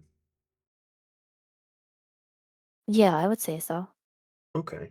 I mean that and it does make sense too. Like because you're It's yapping with them, they're like, "Oh my goodness, we're talking." it's tough though, really, because I guess next point, you still have to have some kind of relationship with your chat. Like it's inevitable that you'll interact and even if you don't put a word on it, you don't say the word friendship, there is something there. Because even as a streamer, of course, when you interact with somebody in chat enough, you're like, huh, that person didn't show up today. Or, man, I haven't seen this person in a while. I hope they're doing okay. And it's something that I do think necessarily has to exist because we're all humans and we're all interacting with each other. So we all inevitably build relationships. Right. And I think the bad part of parasocialism really only comes in when it's strongly on one side. One person thinks this way, the other person doesn't. But I feel like when you're just interacting with chat normally, like you may grow attached to the chatter and the chatter may grow attached to the streamer, but I think that's gotta happen and is okay to some extent, you know? Gotcha. So you're saying it's more like a spectrum of like there's a point where it's like you're good, you're good, you're good, and then there's a point where it's like, all right, now you're doing a little too much. Versus Kinda, like I said, it's more of a balance of like, is this a two-way street or is this one way? If it's one way, and say the viewer gets super duper attached and they think like we're best friends when all I've ever done is talk to them in chat, then that's a problem, right? right, But of course, like how I've been doing things, I talk to people in chat. I talk to them on Discord. I literally play video games with some of them, like almost daily. At that point, is that parasocial? I don't think so. We're literally just maybe friends. I don't know. I think we are. I think to some chatters at this point, they just became my friends. So, oh, hey, next point. Isn't I'll that say great? that Oh, literally the leads point us after into that the one, last actually. bullet. The last point, yeah. I think you absolutely can, in fact, become friends with a streamer without being parasocial. And the key of that, I would say, is just don't push too hard. Because if you show up and you immediately go, hey, let's play a video game, the answer is no.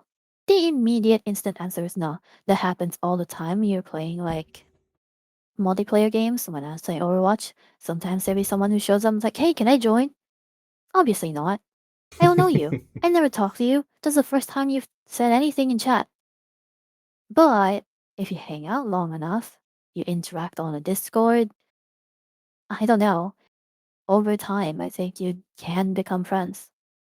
So, would you say in that case then that having like community nights could potentially help with that, where where you do take time to have your chat come on and have viewers come and play to like make sure that to kind of like vibe check them, I guess? Or do you think community nights would be cause more of a problem?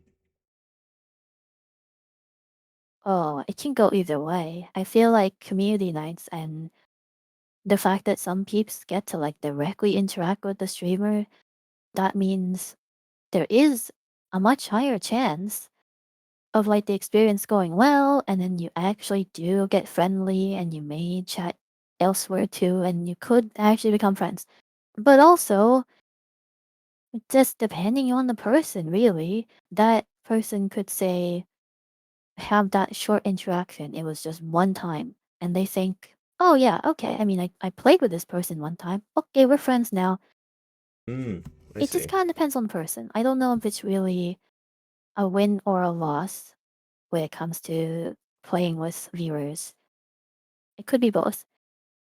And then real quick, just because we are going to have another ad break in about 2.5 minutes, do you think that Yeah. the parasocial, so like normally when you hear the term, oh, someone's being parasocial, it's usually describing the viewer towards the streamer. Do you think it can go the other way? Do you think a streamer can get too attached to a viewer or a chatter and it be a negative relationship that way? Um, Theoretically, I think it's possible, but in reality, I think it's a lot harder because, like, unless this streamer, this hypothetical streamer, literally goes out of their way to like contact the viewer, I don't really think you can get that bad because it's more a voluntary thing on the viewer's side to come in to chat to talk. Okay. I mean, that makes sense. I guess I was thinking more like like in the sense of a streamer that is gets so used to someone being there and like for example, like I was thinking more like in a toxic way where they're like, oh, well, so and so always shows up and redeems bits or donates this or does this, and then gets too attached to the fact that that's a regular thing that's happening. I guess so. I guess it could be unhealthy for someone, for like the streamer to just expect the people to be there. I think it's theoretically possible, like I said, but I do think it's kind of difficult to get to that point. Okay. All right. We got like 40 seconds. This would probably also be a good time to take just a quick break to stretch your legs, get some water. Um, I'm gonna have a quick break to pat my dog because she's being a pest. Yeah, it sounds good to me. All right, well, in that case, we will be right back.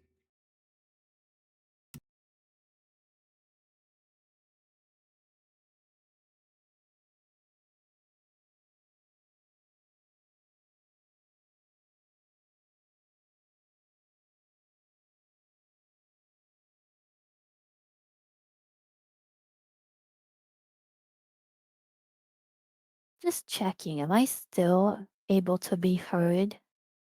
Oh, I am. Okay. Good.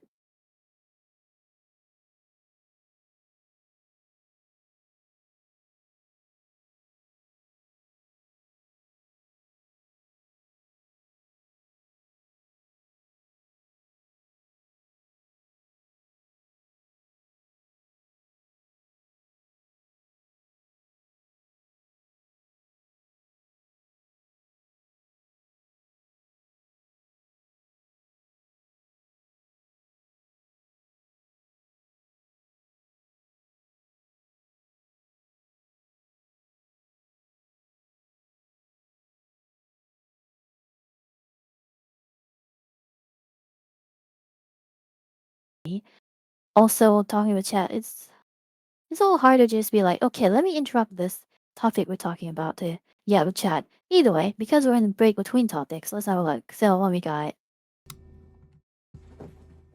how far back do I scroll? Because we can scroll back to like an entirely different topic. True.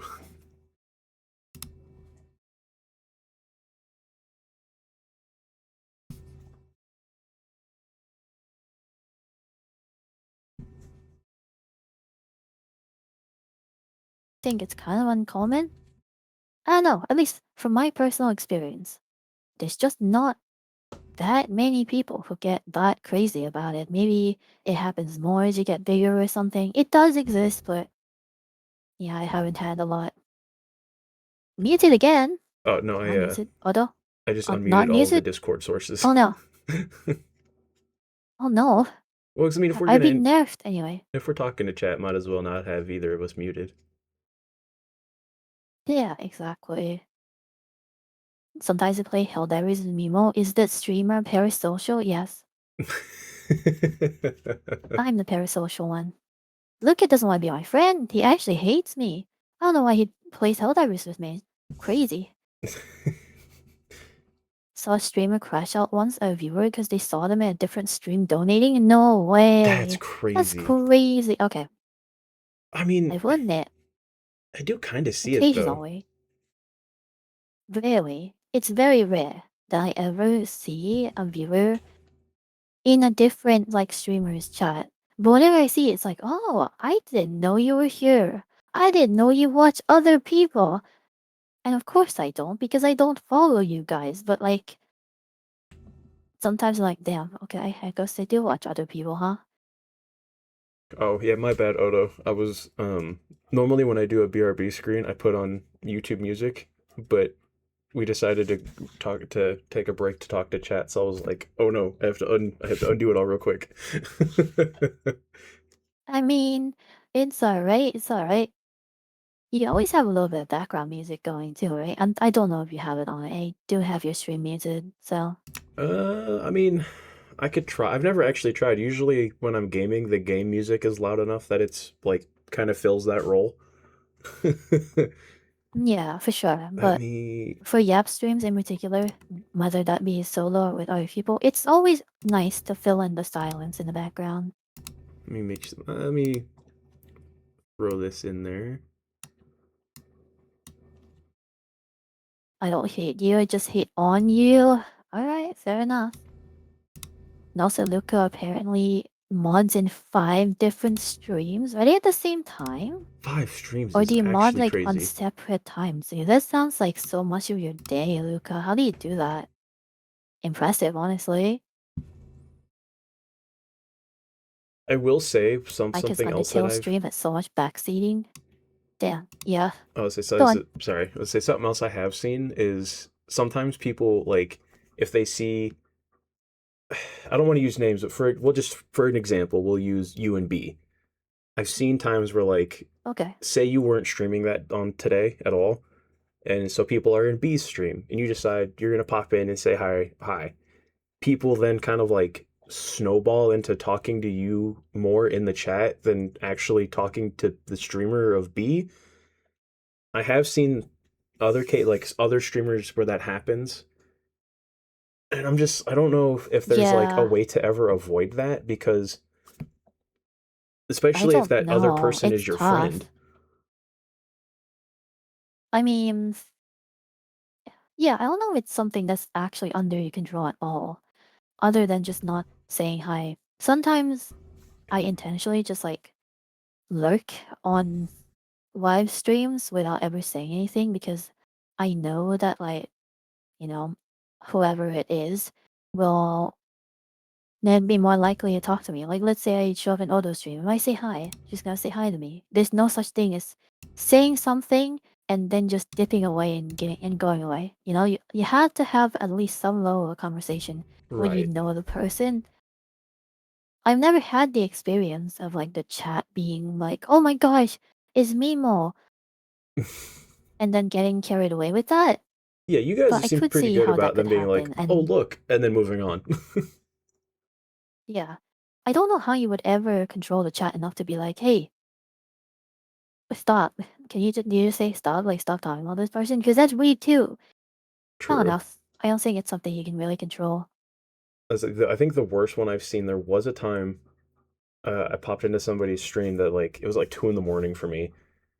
I guess they had had a negative, like something like that happen where that streamer had popped into their friend's stream and the chat like just went crazy. They were like pinging that person in the chat, trying to talk to them instead of the streamer. And so when that person opened their stream, they just kind of opened with like they were started calling people out. They're like, "Hey, blah blah blah, don't do that. Don't do that." And I was like, I don't know if I agree with calling people out by name for something that happened in another streamer's chat, but I guess if that's how you want to do it. I mean, depends on the severity, I would say. There's this one person who was in my chat at one point on YouTube in particular, Hmm. and they were normal, completely normal, like not a super remarkable chatter. They like just hang out and it's completely fine. Hmm. They even, oh my gosh, it really is these. Okay, let me try to form this sentence correctly. It's usually these people who donate a lot that the problems come from. And this person did donate a lot. They do a lot of super chats and stuff like that, and they Hmm. have been completely normal until one day I was watching an Ica stream and that person went to Ica stream and was just really mean to her. Oh. And they were told off, and I didn't really do much from that. They came back to my stream and everything was normal again. And then it happened again.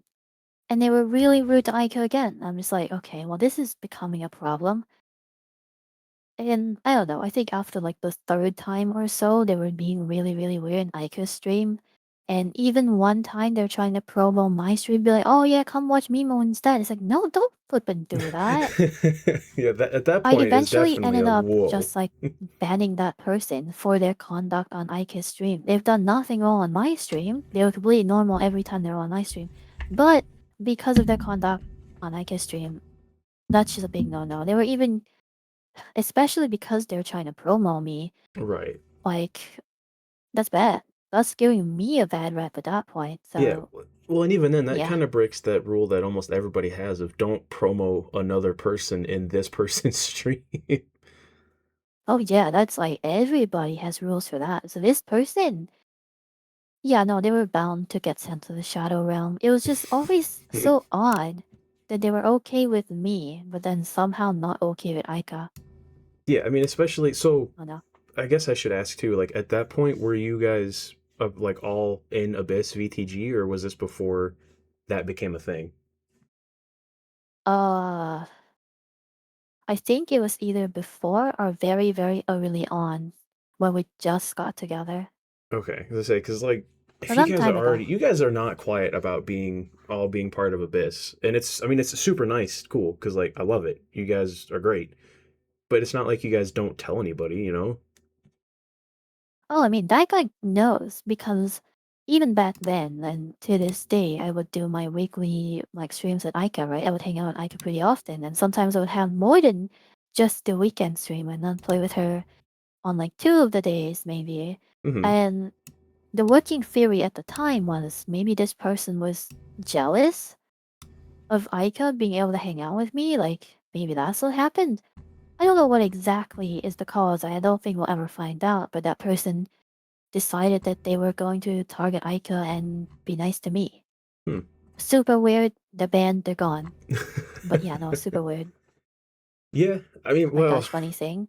They showed up on Odo's chat at one point, like way after this happened. oh boy. I don't think they ever returned or did anything weird, but they're still around somewhere. Yeah, I mean, I will say I've noticed that a lot of oh Odo with the wait really. Yes, I'm pretty sure Swayze might have mentioned that. I'm not sure, but like we noticed, or maybe it was Aika that was watching too. I don't know who exactly noticed it, but yeah. Need a name, please DM me. I don't remember the name. I'm sorry, I don't remember. I'll have to look it up. Just scroll through the Um, mod logs from like years ago. yeah, it's a while back. Their name was something. I don't know exactly. I'll look later. I don't think it's a good time to look right now. Um,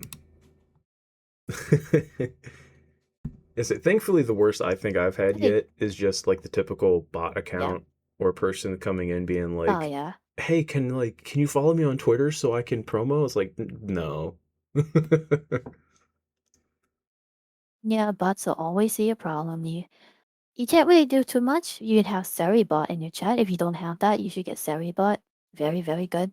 Yeah, I say I added Ceribot yesterday, day before, and it's already caught in two people, so I'm like, yes, it's working. Yeah, no, it's so good. But yeah, I think that answers my worst experience with a parasocial viewer. That's our third point right there.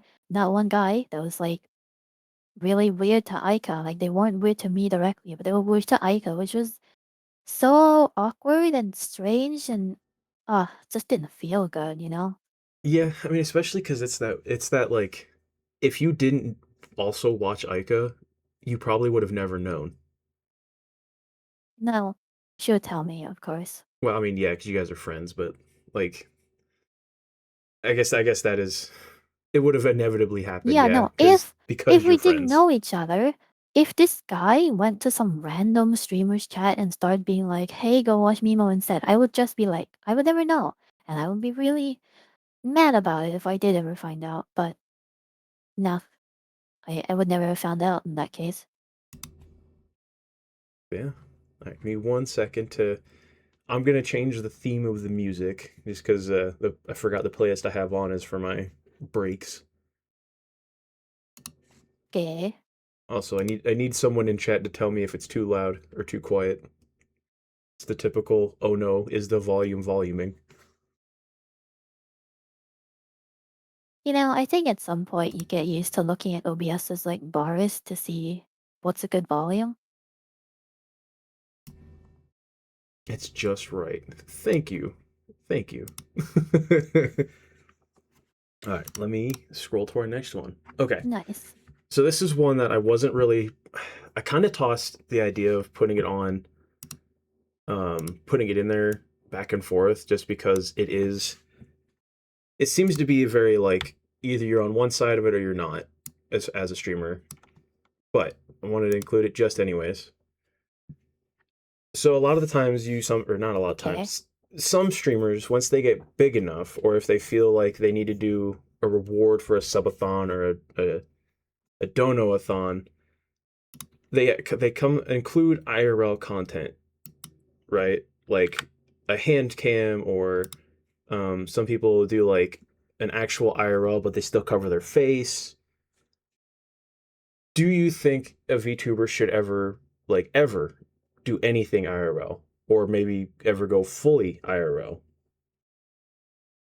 I mean, I think it's a pretty easy answer if they want to. It's as simple as that. If they want to, of course, they can go do it. There's no rule book for VTubers, of course. If they want to do that, they can do that. Fair enough. That's kind of what I figured you were gonna say, just because if Yeah. streaming is all about it's your stream, how do you want it to happen? You know. For me personally, okay, like, just from my own opinion, obviously, I don't like when a VTuber fully goes for IRL. Like, they no longer use a model, they just become a flesh streamer, basically. I don't like that.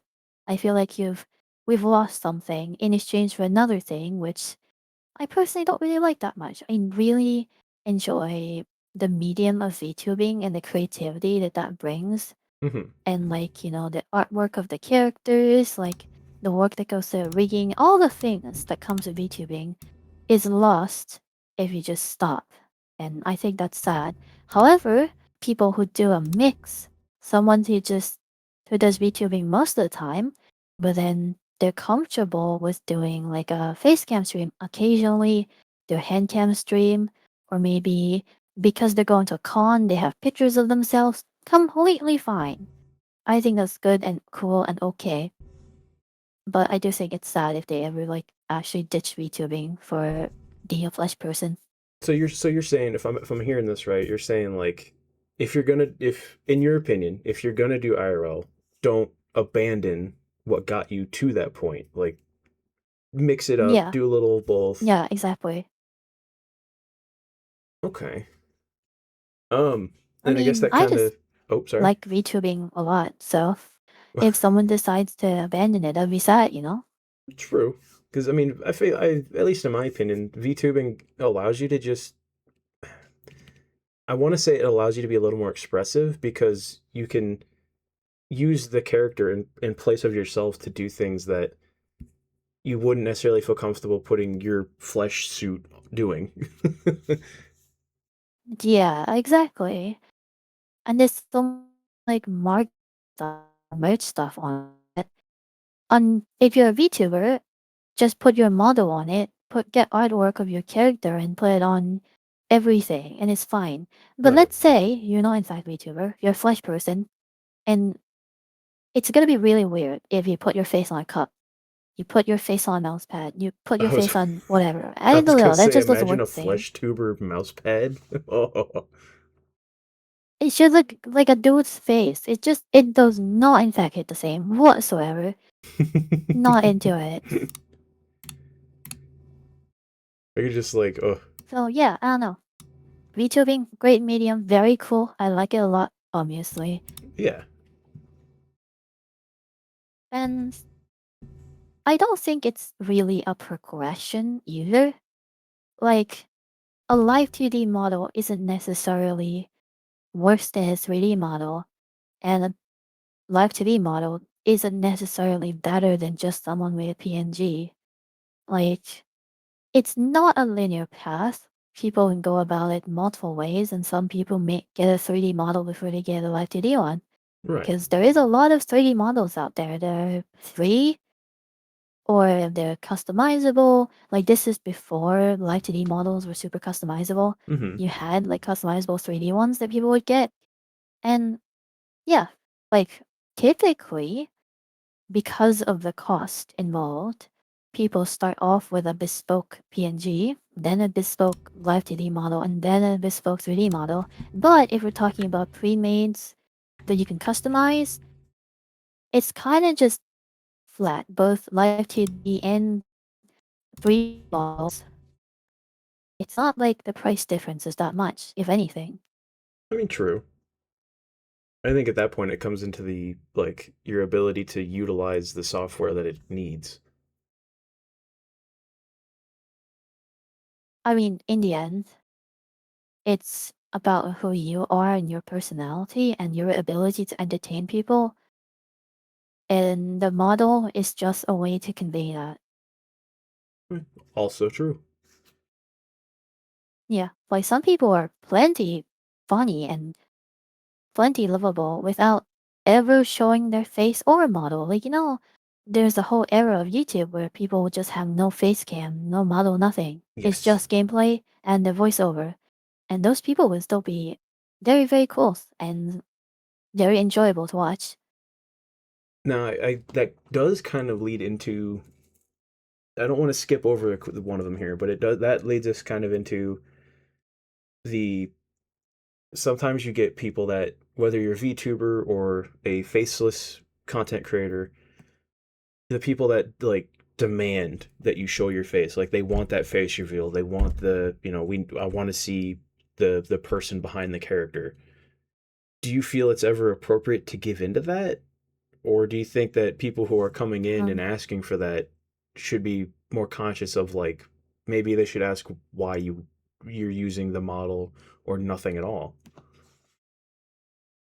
I feel like every time, personally, without exception, anyone who shows up and goes, face reveal, they are not reviewers. Those guys are people who showed up and just decided they wanted to be funny that day and wanted to use their free will to be weird. It goes right back in that same bucket of people who show up and insult you. Except it's not as bad, of course. Hmm. But to some extent, those people show up and it's like, no, I'm not doing that. So what I like to do, I don't really do this every time because it's effort, right? But what's fun is just be like, oh, you want a face reveal? Here. And then you send them a Rickroll and it's Ah, funny. that is pretty good. Have you Yes. Have you I had anything like this think recently? obviously, recently, hard to say.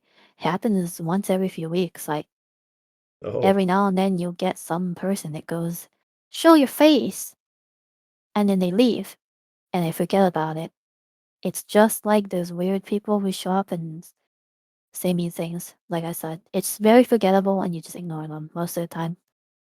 so you're saying it kind of just Yeah, falls in I was that. also gonna say, Oh, don't give in because why? Why would you? Like, if you do genuinely have a subset of your actual viewer base who wants it, I feel like that'd be another story. But from my experience, the people who ask for a face reveal are not your viewers, so there's no reason whatsoever to actually give them what they want unless that's what you also want. so in that case, how do you feel about the people that use the IRL content as like, I don't want to say bait, but like as a reward for doing like subathon goals or dono-a-thon goals? Like, so usually it's pretty high in there, but yeah, I have seen Um, an increase in people being like, hey, if we reach X amount of subs, or if we get, Y amount of dollars donated, I'll do a face stream for one stream. why not? I mean, I think it's a win-win. The streamer in question gets more donos potentially, and the curious viewer gets their curiosity satisfied. Why not? I think it's good. Fair. So I guess it just comes down to that level, like you said before, of or is the person offering it comfortable with it to begin with? Yeah, exactly. Okay. The entire thing really just comes down to there's no rule book to VTubing. If you want to do it, you can do it. Now, do you think there's ever any coming back from it? Like, say you do that, you do hit that goal, and you do a face cam stream. Do you feel that you would ever be able to, hey, was the one time, that was it, it's all you're getting? Or do you think going forward it would be expected or required to have IRL stuff sprinkled in anyway, whether you feel like you wanted to or not? I mean, I think it's a one off. If you want it to be a one off thing, it's a one off thing. You want to keep doing it, you can keep doing it. There's no expectation there whatsoever. Like, if the person feels an expectation, that's a different story. But in this hypothetical situation, I would say, yeah, no, you can just be like, this is a one time thing. I mean, I can give you very like close examples, right? Right. For instance, like Aika has shown her face plenty of times, and I don't think anyone feels any way about it. It's just like, oh, that's just happened. And like B has shown her face a couple of times, Badgie's shown her face a couple of times too, and it's really nothing. It affected nothing whatsoever in the retubing. This is true. I know, at least for at least what I've seen like in Badger's Discord, they're very comfortable just like kind of not like showing their life, but just being like selfies now and then. And Yeah, exactly. I don't feel like it breaks the I hate saying it, but it doesn't break the immersion of the VTuber. It's just like, oh, that's just them. I Cool. think the immersion thing like just kind of depends on how the VTuber is in the first place. I know the immersion thing is definitely more important in like the Japanese side of the industry, Mm. and like the more early VTubers definitely play into their characters more and role play more. But honestly, modern VTubers, the majority of us, including me, we're just streamers with an avatar, really. I don't really play into the character. There's no like lore to play into. It just is an avatar, which makes it a lot, I don't know, makes the immersion just stop being a factor, really. I mean, that's fair. I guess kind of forgot that it's a Western thing to not necessarily play the character, but just the character is you. It's like reversed almost. Yeah. In in the Japanese side of VTubing, s- as you might know, there is like a lot more idol culture stuff, Oh yeah. and there is a lot more stricter expectations on what you would do. Like for instance, we can hear, oh my gosh, we here can say like, oh yeah, if the person feels like it, they can just show a face cam, they can do a hand cam, they do whatever, right? Right. Like But even on people the at Japanese agencies side, can there's do it. still some expectation of just like you need to keep up the facade, you need to keep up the immersion. You can't be showing people what you look like because you're supposed to just be the character, you know? Yeah. And I think that's simultaneously very cool. I think it's something pretty impressive for you to be able to like roleplay the entire time and just like be the character, but also pretty restricting. I mean, absolutely. Especially like I do know I don't remember how long ago. I want to say it was like a couple weeks ago. I seen um this thing pop up where there especially in the Eastern culture, there are VTubers that will make you sign a friggin' non-disclosure agreement before you if you ever like are in a position where they have to show you who they are IRL. That way you can be legally held liable if you leak what they look like. Which like at first I thought it sounded Yeah. crazy, and then I was like, but that actually makes sense for that side of the industry because of the idol Oh culture. yeah, absolutely. I think it 100% makes sense. And I think it makes sense. I mean, it's probably not reasonable to do like an entire NDA, but I do think for many VTubers, privacy is a factor. Many people are okay with showing their face, but others are not. Like me personally, I don't want to show my face. I don't want people to know what I look like, and I would prefer that just kind of stays that way. And Right. in a situation where people do get to see me, I would rather have them not leak anything. Right, like So leaning more into the having an NDA is trust. probably too much, but obviously just like don't leak, don't dox. That's good. I think that's just generally good for people who care about their privacy. Right. Because like I know this might not be something you know much about, but like the people who are military and do streaming, a lot of times VTubing offers us an avenue to even do it at all. Um, Personally speaking, my role in the military is very I have to have a very high security clearance. So technically the only way I can even stream or be on have this kind of presence is to have myself completely like my IRL self completely disconnected from it because otherwise Yeah, yeah. government get mad.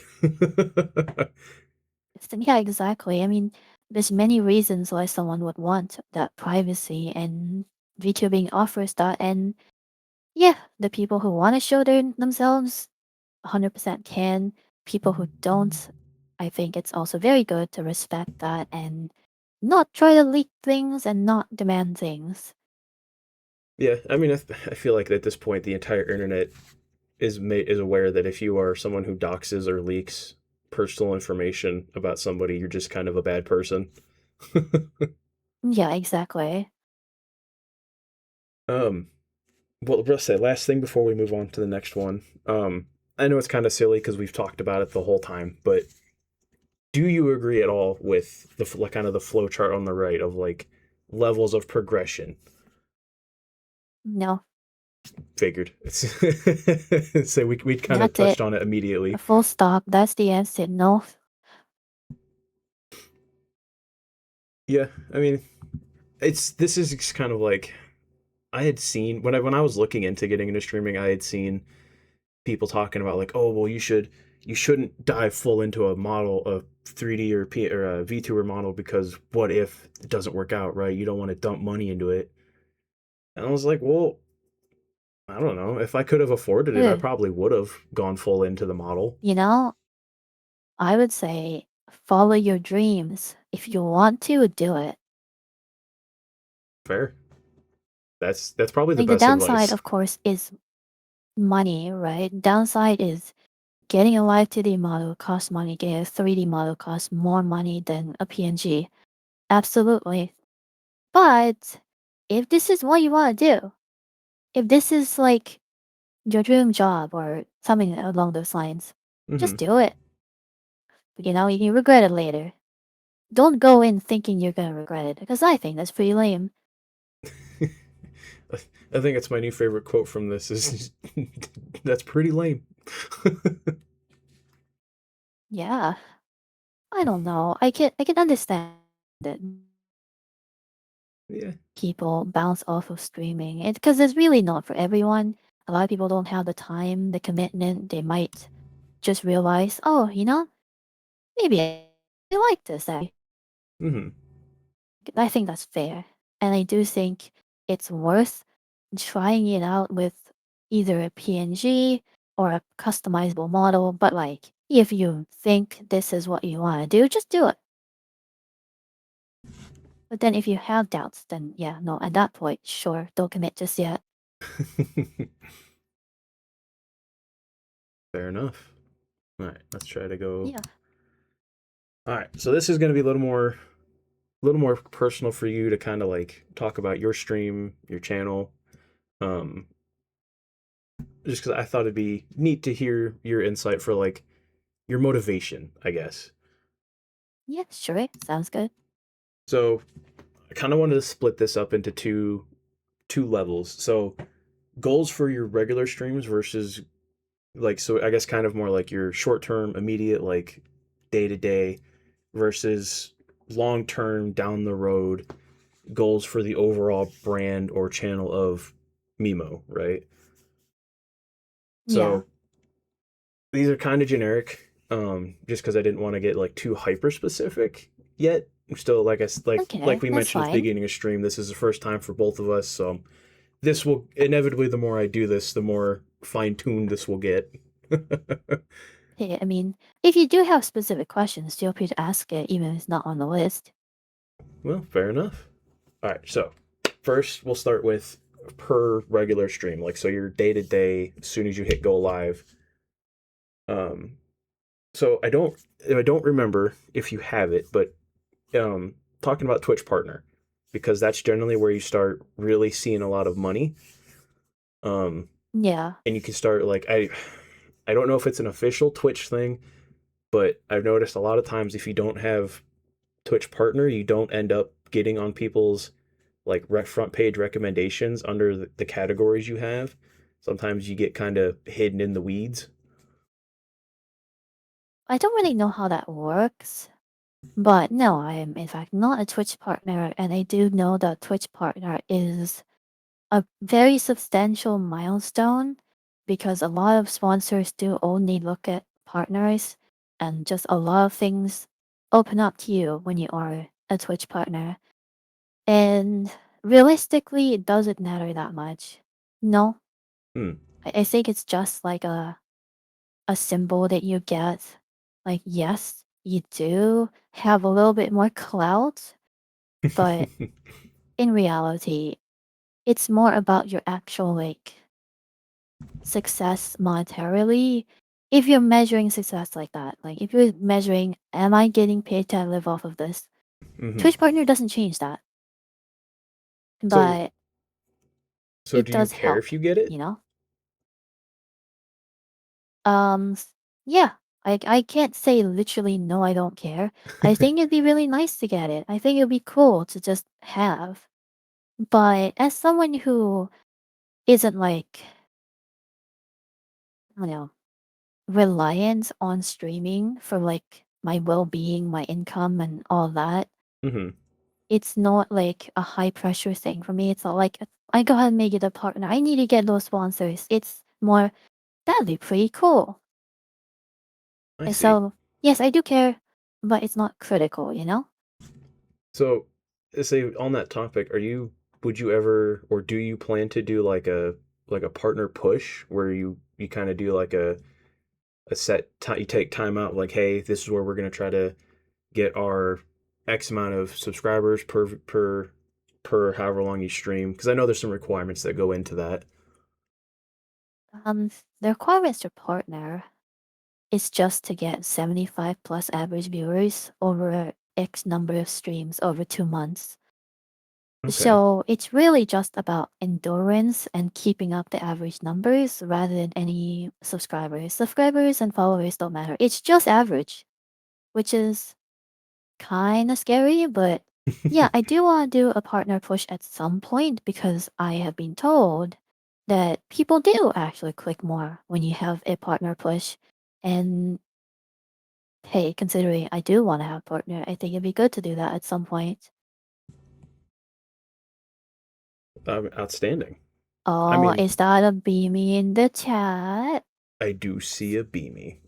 And how iconic that we just used Beamy as an example for like the entirety of our last topic.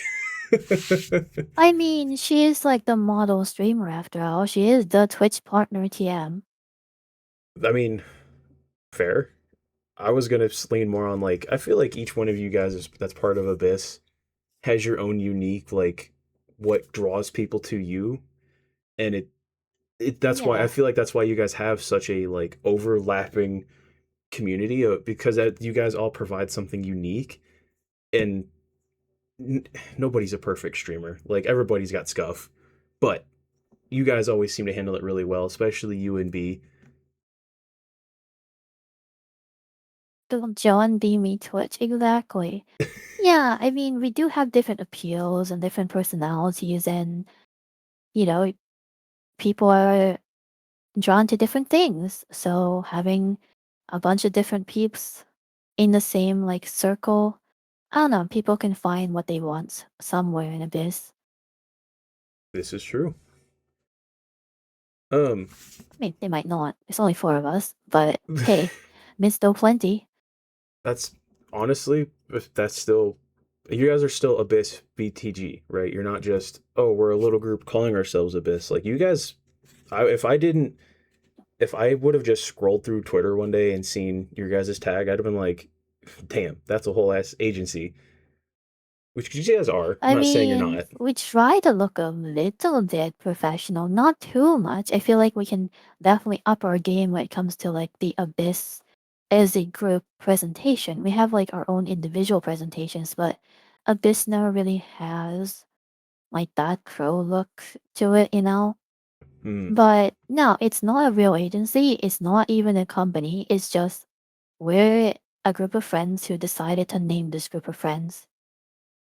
Yeah, I mean, hey, fair enough. I feel like that's a very organic way to start it. That probably is going to be stood up more for success than just like someone who's going, "Hey, I want people to join my group because so I can be a manager for yeah. VTubers." I feel like it's good. It's been good so far the way that we've done it, but I do think there's more to go and more to do when it comes to this because I do think having things being like centralized would be really good for us. Like for example, doing merch. At the moment, my stuff, Aika's stuff, and some of B's stuff are all like on Aika's store. Even some Veggie stuff too, yeah. Hmm. Our own Ica's store. And I think having like this is like the Abyss store, this is the Abyss website to have all of us consolidated into like one place would be really convenient for everyone involved. For the True. viewers to like get their stuff in the same place, for us to be able to just like have one place to manage everything rather than individually doing things. In essence, I think in the future it would be nice if it became a real company. But like, how would that work? Where do we get employees? I don't even mildly know, but maybe someday we can become like actually professional. But at the moment, we're just a group of friends who has a has a name for that group. Well, I mean, I know Ika's going to that convention. Um, is it this weekend, right? At the moment, she's at Supernova Sydney, I think. Yeah, and I mean, I have a suspicion that making that being out there, public facing, having your guys' stuff is hopefully gonna lead to you guys having and finding an avenue to maybe getting like a online storefront page where you guys can have all your stuff. You guys can have like, hey, here's our schedules, here's our merch links, here's our this. Like you're saying, a nice Yeah. consolidated everything all in one place. Yeah, I do think it would be very, very nice to have a manager for like all of us, not necessarily for like each individual person that some big streamers have, Hmm. but I think someone to say, just figure out the website, figure out the branding, and that sort of thing would be pretty useful. Right. But then it's a hard step to take because at that point you're putting a lot of things in somebody else's hands. Yeah, that's turning over And I don't like know at what finances point. and social media Yeah. networking and ooh, It's a really big leap, and I don't know at what point we'll do it and who will be a manager, who will be employees of like the company if it ever becomes company. It's really hard. I mean, I totally understand why like a business person would be the one to like start an agency and then get people into that agency rather than this way around where, you know, what essentially would be the talents have gotten together and now have to be like, so we need someone to do the management and the business side of things. right. That's I don't know. Yeah. I feel like it's a it's a weird situation because you're like, how many times do you get on social media and see like, oh, X person that was a VTuber group manager was actually kind of scummy versus like, Right? It's so common. but then like you're saying, you guys are doing it the opposite way where you have the talents, you're grouped up, you're all good friends, you know each other, you interact with each other, but now you need the business head, and Yeah, it's that weird exactly. other end of the spectrum of like, well, Where we find that person, I don't know. But I think in the end, if this is something that is going to happen, which I do think I want to have that happen, I think it'd be really nice if we just do actually become professional enough to have a company and make our livelihoods this. I think that'd be really cool.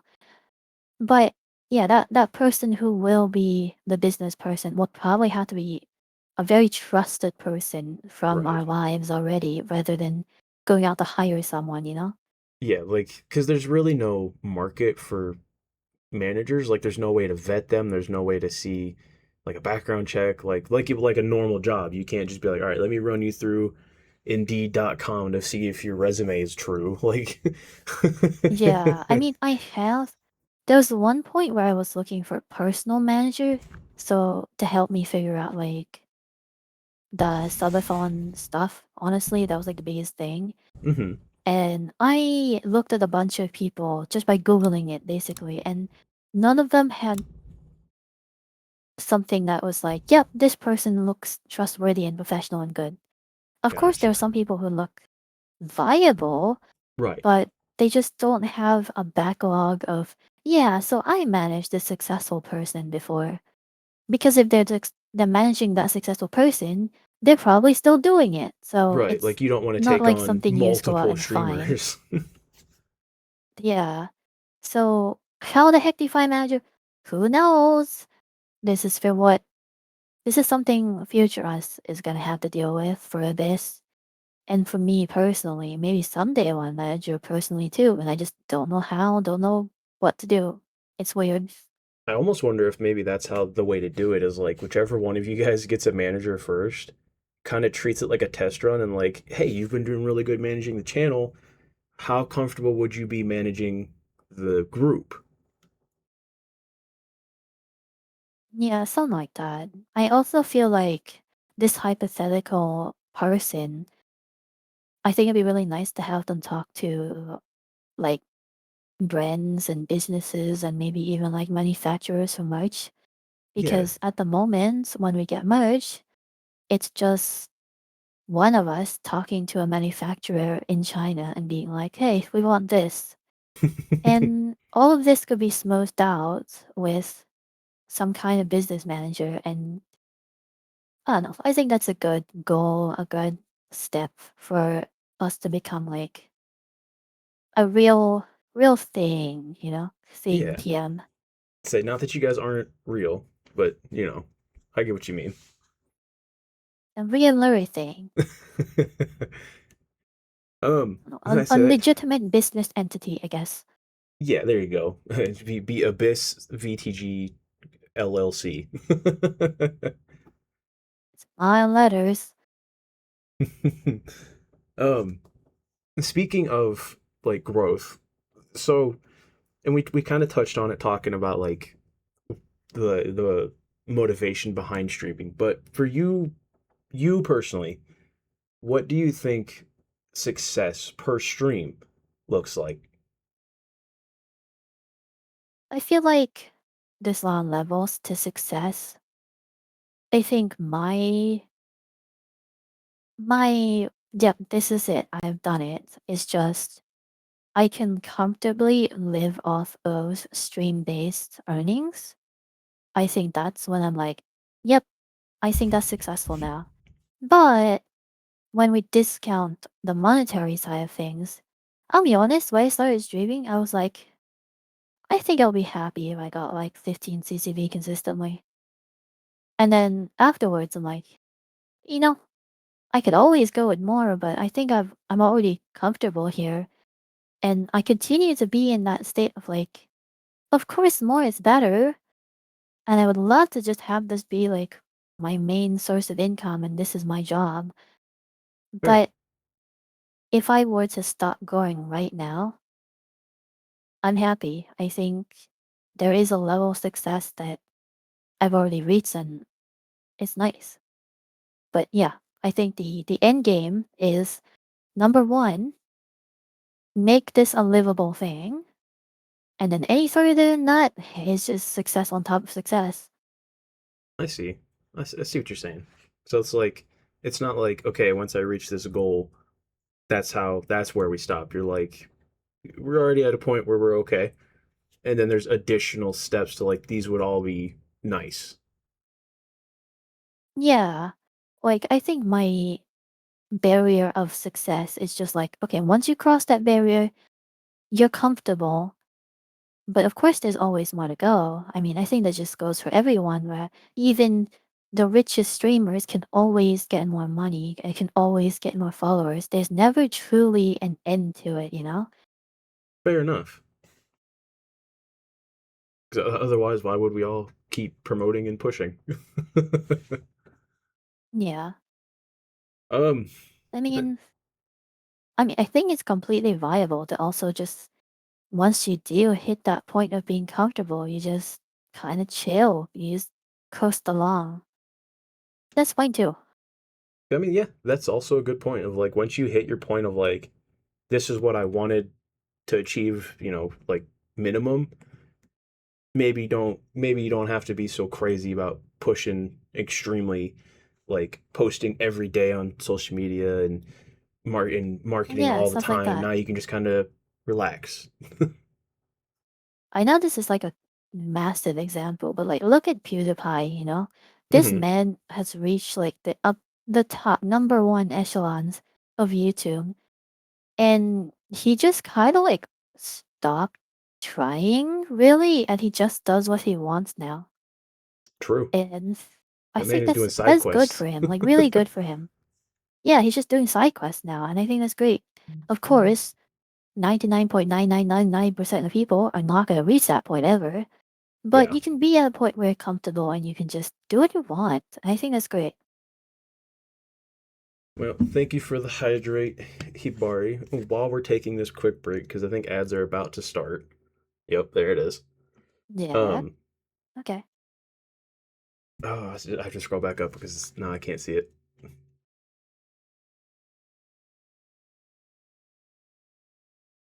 I wanted to point out the joke Luca made. They said Mimo is just in it to get more wives. Not wrong. Because I mean, in the group, like we said, in the groups or the BIS VTG, it's you, B, a bit, Ica, and Badger. But like your guys' Yeah. network expands a little further beyond that. Like you guys, there's Odo. There's a couple of smaller channels that like I seen. I actually made a Twitter post about this. I popped into someone's stream that came up on my recommended. They had like I they just had the Australian tag that I seen, so I popped in and I seen Badger in there. Nice. It was just Yeah. like I was I like, mean, the whoa. network, of course, extends to just about anyone, I'll be honest. It's usually Australian for who knows what reason. But, when we find someone to raid into and someone who we vibe well with, they get added to the wines collection and we grow the ever expanding harem of wives. I That mean, is, that's basically just another word for friends. I mean, honestly, yeah, because you guys don't use it in like a negative way. You're being genuine about like No, of it's course just not. a synonym for homie. Yeah, pretty much.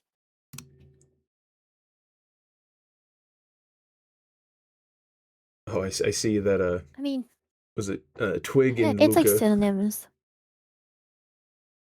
It's a synonym for homie, but also it's like a homie's plus, It's more endearing. Gotcha.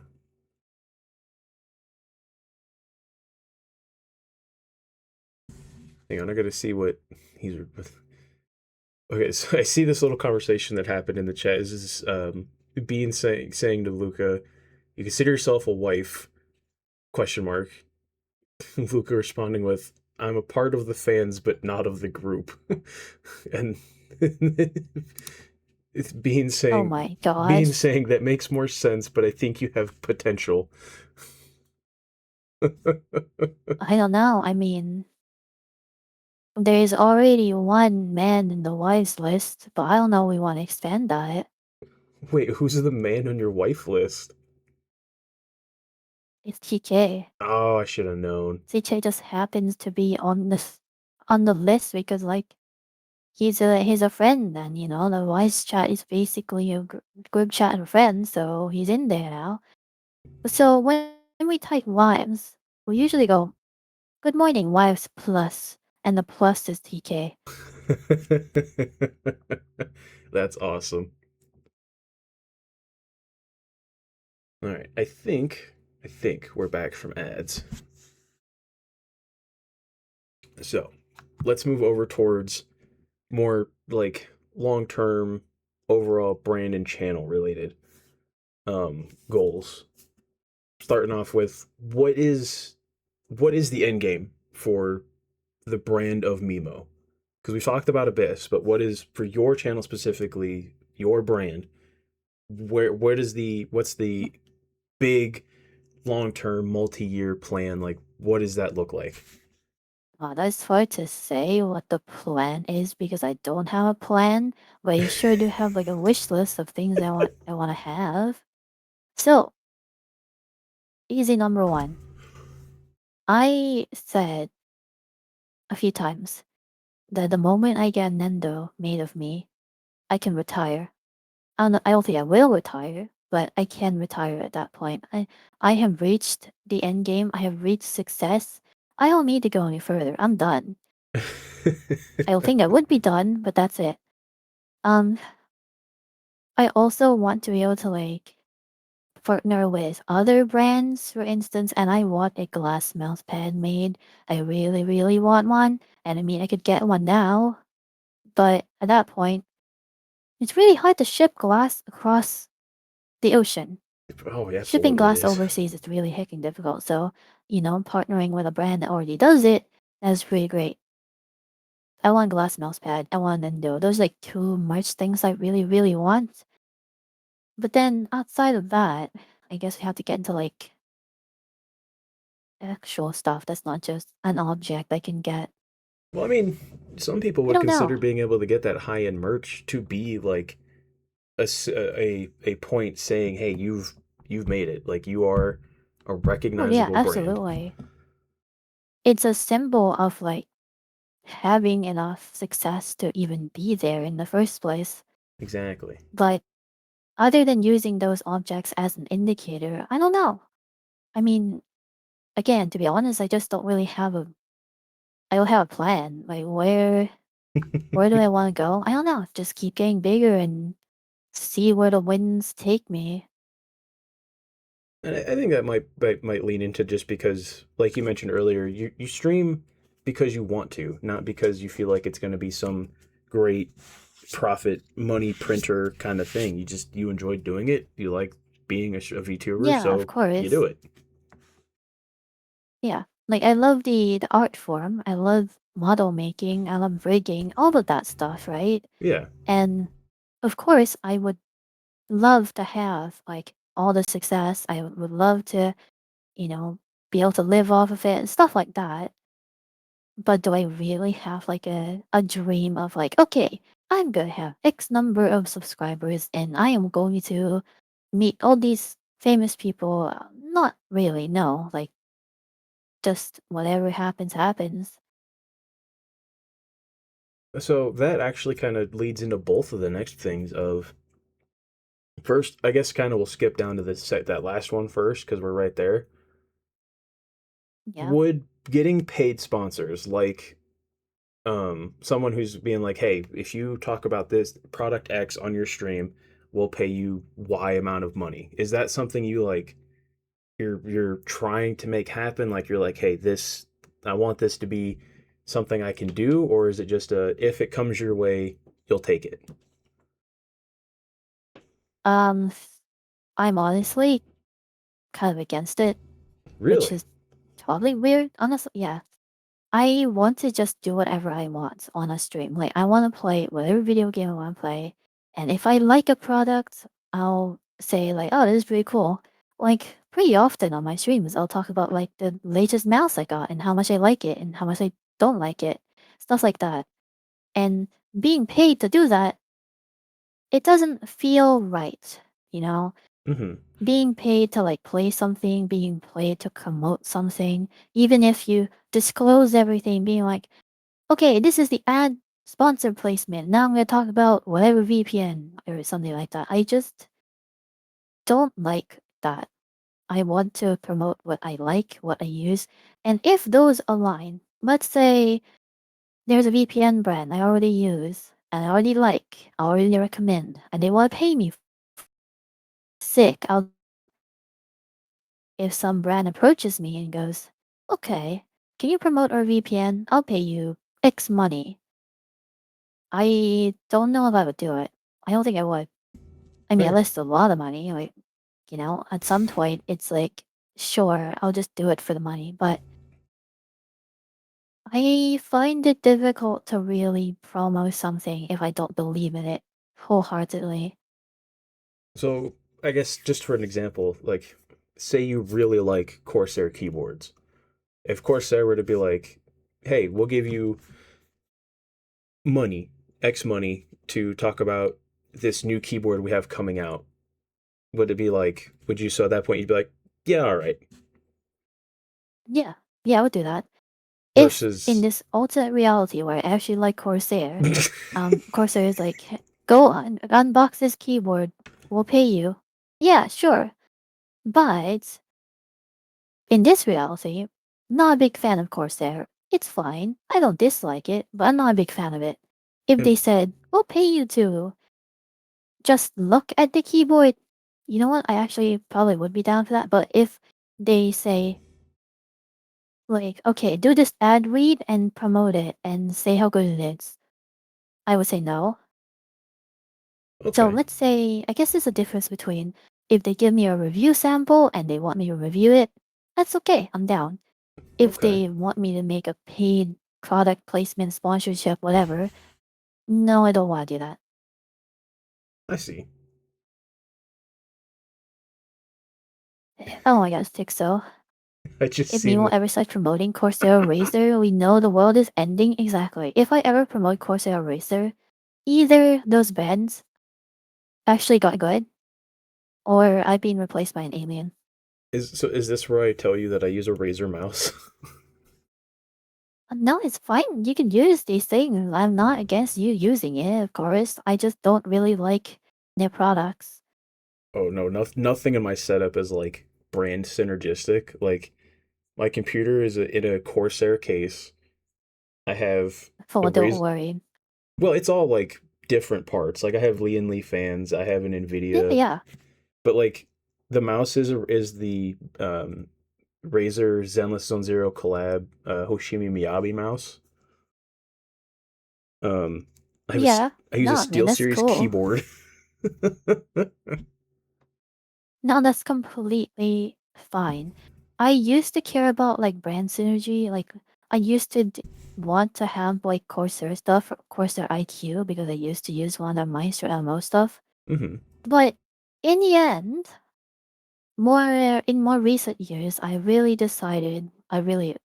realized it turns out the big brands don't make the best stuff. It turns out the best stuff are acquired from more smaller brands that are more, how do you describe them? I mean, they progress more. They're more like on the bleeding edge of technology. Okay. The big brands, they don't really innovate that much. Like sometimes they do. Sometimes they do. Don't get me wrong, sometimes they do.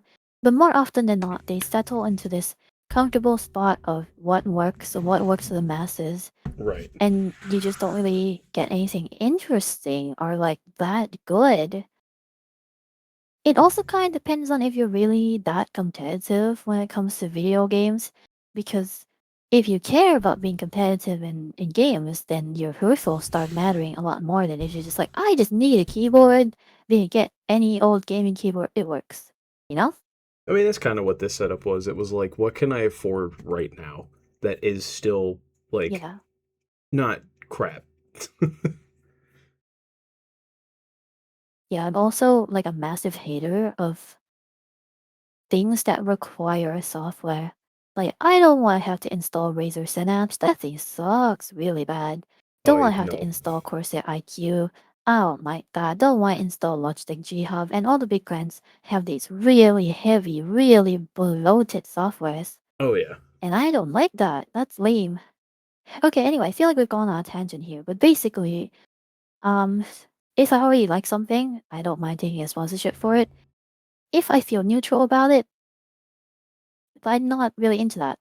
I think a lot of people are okay with feeling neutral about something and then promoting that, but I want to like really like something before I ever endorse it and say to people, "Go buy this." And I mean, that's entirely fair. It's you want to be able to promote something you stand behind, or at least can be like, yes, I have a fully formed opinion of this thing.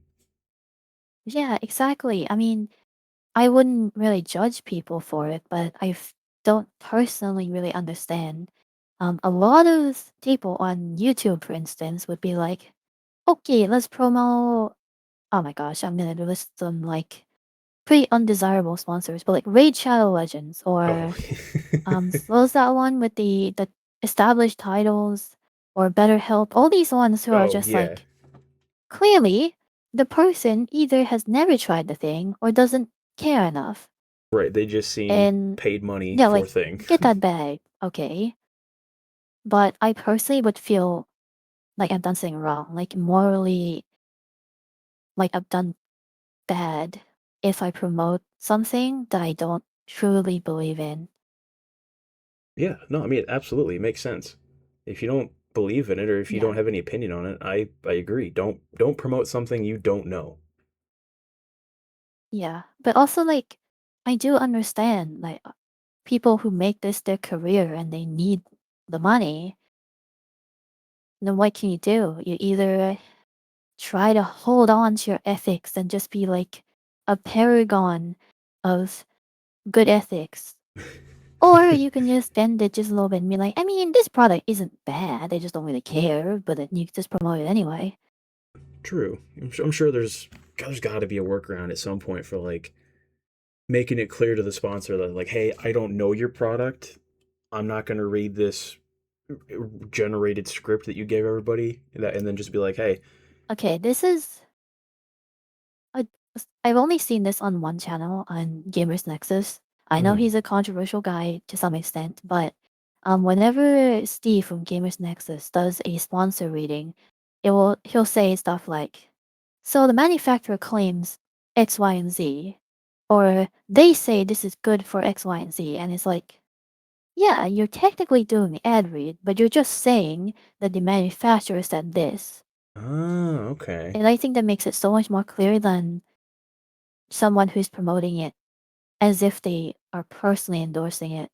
Yeah, that's actually kind of neat because there's nothing. I don't, from what I Yeah. understand, there's nothing in their contracts that say you can't just over specify who's making the claim of product does thing.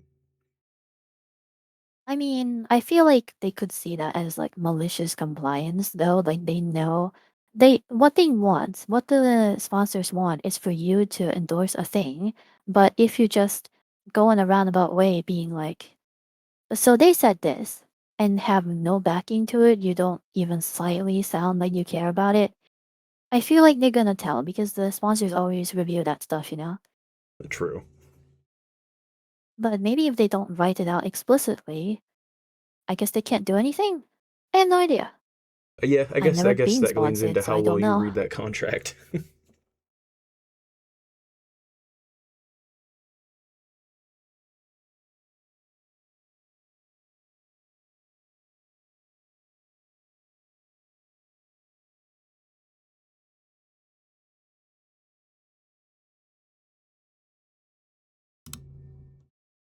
All right. Oh, sorry. I'm just not seeing the.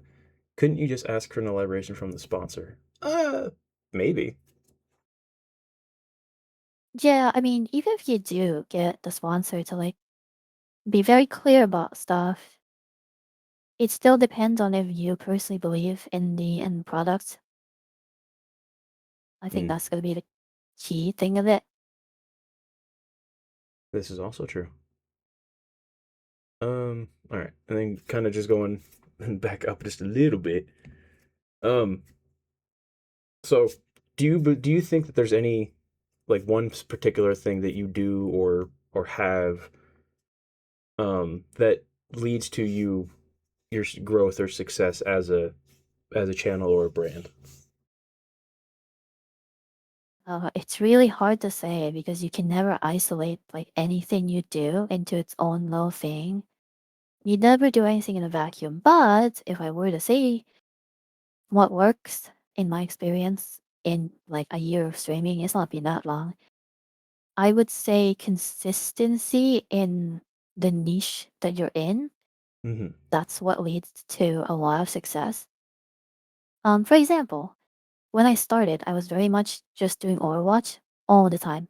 I was pretty much doing Overwatch every single day, and every stream is an Overwatch stream. So people know what to expect, and the algorithm knows what to expect from you and who to recommend you to. And at that point, I was getting like the most growth out of like my entire experience. It's just the more you do something, the more it rewards you for it. At least it's true for YouTube. Now, this has led to a different strategy. Instead of just doing one thing, I do different marathons instead, which is Mm, what I'm doing right now. Um, After the Overwatch saga, basically, I started doing a Dark Souls marathon where I played Dark Souls 1 to 3 just continuously almost every day for like 3 weeks or so. right. And in that time, my channel also saw like massive growth and a bunch of people came in during that period. Back then, I was like amazed, like shocked, honestly, at how good the numbers were. Like at that point, I had been only streaming for like 4 or 5 months, and I was getting like 100 plus CCV, and on one stream, I got 300 plus viewers Oh wow. without getting rated just on YouTube for doing the same thing over and over again, which is crazy, right? And A I little did bit. Bloodborne, and then that got massive too. But then, say when I wasn't doing a marathon, I was switching between games pretty often. Like say I was doing um, what's that game called? Wuchang? I Fallen Feathers. It's another Souls like. I wanted to stay in the Souls like niche, gotcha. but that one didn't really do that well. I interspersed Overwatch into that. Doing multiple things didn't do amazingly. And now I'm doing the Resident Evil marathon, and you can like very clearly see at the start it wasn't doing that well, and it gets better and then better and then better, and now I'm like consistently getting pretty good numbies. Yeah. And then of course that loop is gonna repeat again when I switch to a different game, and now it's like basically gonna reset, and then I grow and grow and grow in numbers again. I don't know.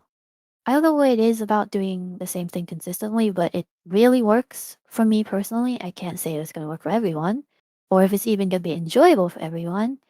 But sadly, I think being a variety streamer is really tough because when you're small, the way you get noticed is for the games that you're playing. And if you switch games a lot, the viewers come and go and your numbers don't go up that high. This is true. I At least, know. again, in my limited experience.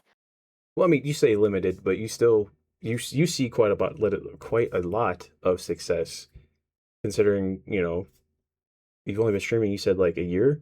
That's the numbers you pull are Yeah, kind of I've been crazy. streaming for just a year. Yeah, I think I'm plenty happy with like my low success now, but oh my gosh, there's some peeps I know that are just even more successful. I am jelly. But in my own strategy, doing staying in a niche and doing marathons of a series or one game, just like getting through that one game. Usually the game's not long enough for that though.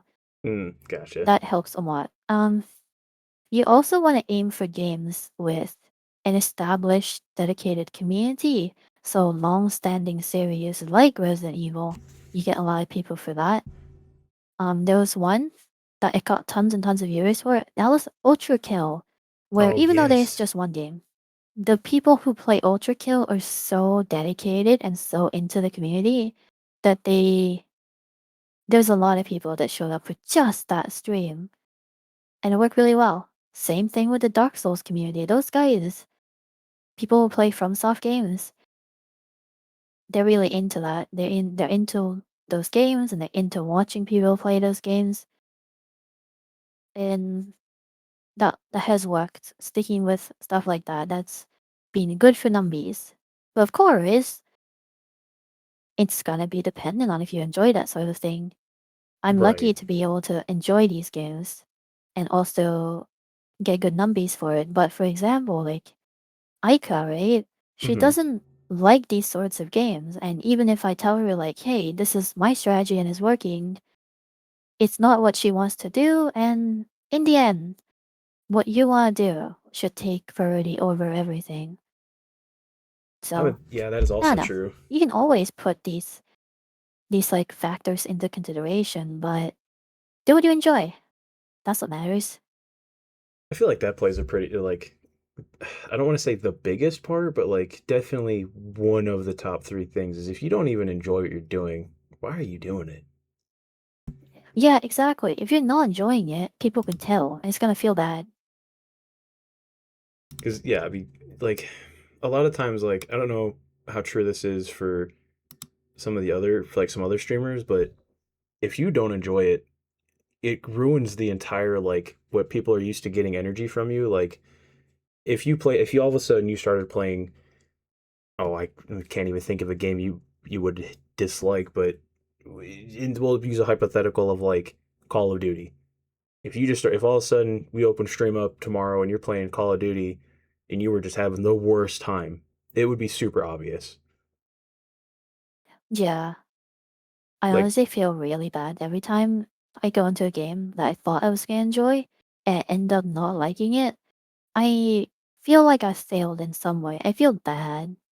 Of course, it's not really on me, and I know I shouldn't be too hard on myself for it. At least that's what people tell me. But I do genuinely feel bad. Whenever I have a bad time in a stream, I would imagine that the viewers also wouldn't have that much fun, mm-hmm. and I feel like I've failed in some way.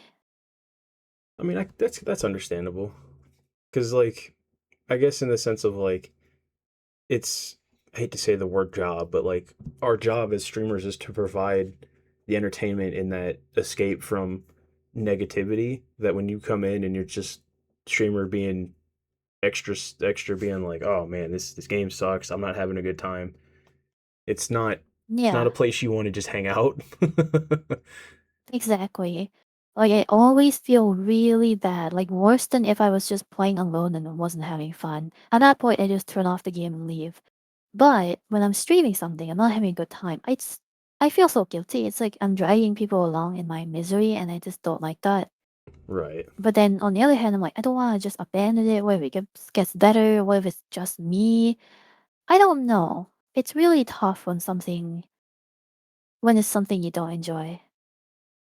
Oh, Lucas says Mimo when she needs to play survival games.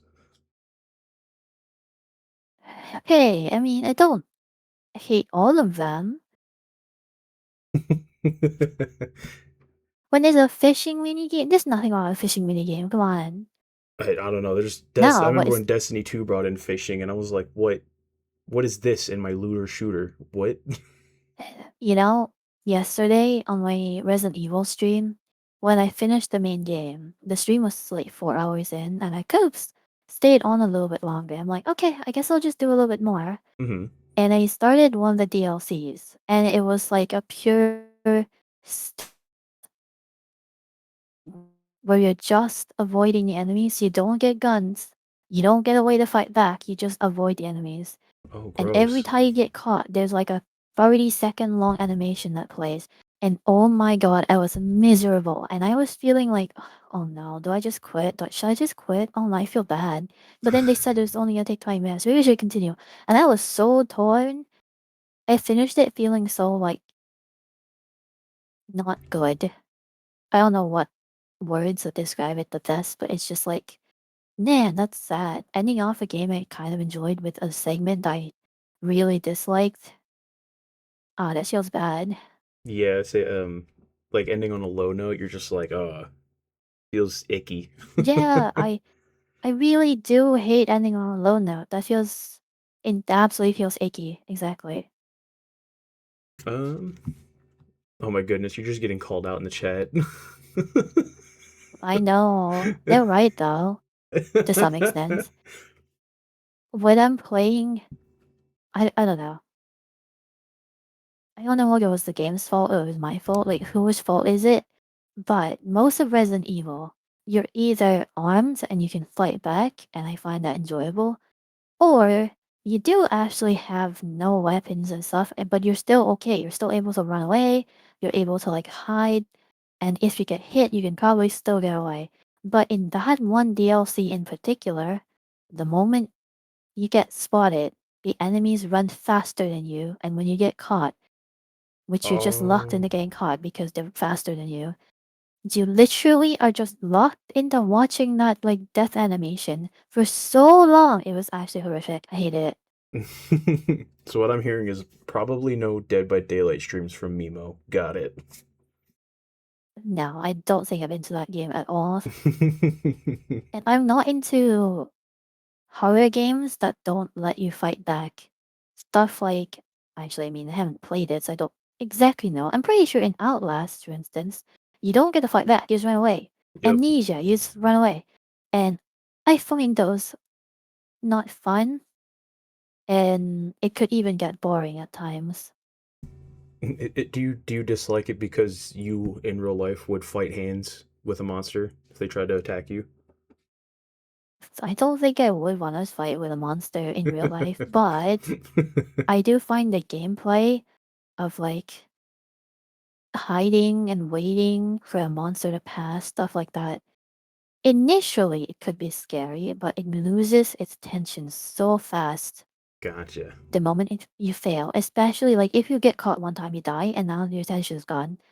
And that could become really boring when now it's just like, oh, well, I'm gonna need to go hit the distraction, or I'm gonna need to go hide somewhere, and you have to wait. That's not that fun. I don't know. I mean, that actually is fair though. Like, the first time when you don't know what's gonna happen is like you get that rush, your heart rate goes up, and then after like the fourth time of it being the same exact thing, it's like, all right, come on, where's the skip button? Yeah, like hecking move out of here. I just want to get through. Please leave.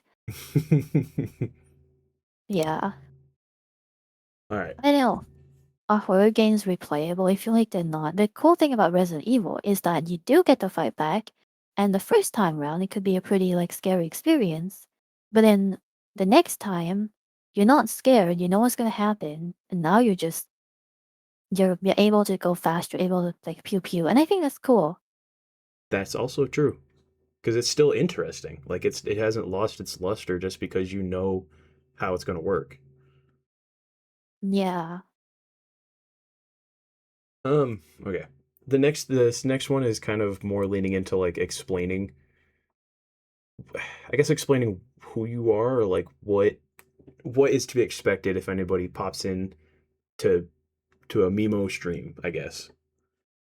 Um, but also about like talking about how to deal with a brand. So like obviously first question, we've been talking about it, so I don't want to spend a lot of time on it, but like what is your brand? Like if someone says, "Hey, what is Mimo about?" What would you like the answer to be? Oh, that is hard to say because I am just a person, right? I mean, I don't know because my brand is just me, and what they can expect is just like me playing video games. I feel like it's always kind of difficult. It's probably easier for VTubers since you do have like the character to rely on. hmm But outside of that, what they think of when they think of Mimo is, I don't know, just me as a person, really. Okay. So I mean like but you're not thinking like, "Oh, well, it's like if Luca's talking to a buddy saying trying to recommend your stream, they're like, "Oh, it's this is a streamer I watch named Mimo. They play a bunch of different variety games and they've got this cool character for stream." Like that's kind of what you're thinking versus like, "Oh, this is Yeah, Mimo pretty the horror much. game streamer," or like Yeah, I mean, I do play a bunch of stuff. I do have a kind of a niche of like playing things that are difficult, but that's about it, really. that's fair. I feel like that kind of leans, like I said before, it kind of leans into your success of because you're not locking yourself into a specific one genre of game where eventually you will just run out. You're keeping your doors open to you'll Yeah, play whatever because you want to. yeah, exactly. It's a tough balance because locking yourself into a niche does work really well and at to a certain point. Like let's say you're an Overwatch player and you only play Overwatch, you're gonna get bored at some point. It's something that goes from being a vehicle to your success to you feeling caged by the game you chose. You can only play one thing because that's what your content is, that's what your brand is, that's what your channel is. hmm And rebranding, not really rebranding, but like pivoting to a different game. I feel like we've seen this plenty of times with single game channels where they want to play a different game and not have to pivot. They always suffer pretty significantly for it. Oh yeah, and a good example I can actually bring it up because it's kind of relevant. So I don't know if you've heard much about the Destiny 2 situation. Um, Oh, yeah, I have. so A little bit. yeah, so like a lot of this, there are still so back when they announced the last like major DLC before like when the original storyline was wrapping up, the big uh oh what was it? Final Shape DLC where we beat like the big bad Yeah. of the 14-year long story. A lot of Destiny 2 only creators were like making it pretty clear they're like, hey, after this, we're gonna pivot to similar games. Like a lot of them just pivoted to Warframe. Um, but they all still really lost a lot of viewership or a lot of subscribers. And now that Destiny is like actually done, there was two in particular that was like they were holding on to being like we're only doing Destiny because that's what the content or the channel was built on. And like one of them actually had a breakdown on stream where like they were worried that they were going to lose their ability to have a streaming career because they never really pivoted away from Destiny. And yeah, exactly.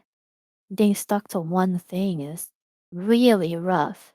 And not putting yourself into that situation in the first place is, I think, a pretty good idea. Yeah. I mean, like, you're going to lose either way, right? Like, you're going to lose a little bit of follow or viewership when you pivot to something new, but you're also going to lose more if you never pivot away because nothing lasts forever. Yeah. Yeah, exactly. So, I mean, it's also part of like, you should have your viewers tune in for you, not for the game. Because if the Exactly. viewers tune in for the game, not for you, well, once the game dies, that's you're cooked. So, yeah, Yes, and I have noticed too, like, so apart from trying to do these kinds of streams, which this is originally this is what I wanted to be my niche, was the kind of what we're doing here. But like the games that yeah. I play gotcha games. And I was like, because people want to see the story, the characters, the fucking the gamba. But I've also noticed that you run out of content for them really fast. Really fast. I know, right? I want to do gacha game stuff too because I do really enjoy gacha games. But once you're done with the story, what do? Log in and do weeklies on the stream? Dailies? Yeah, like you get What are you gonna do? maybe It's 2 hours of content per gotcha, and that's like once you do it, cool. yeah, Now you it's gotta wait till next rough. week.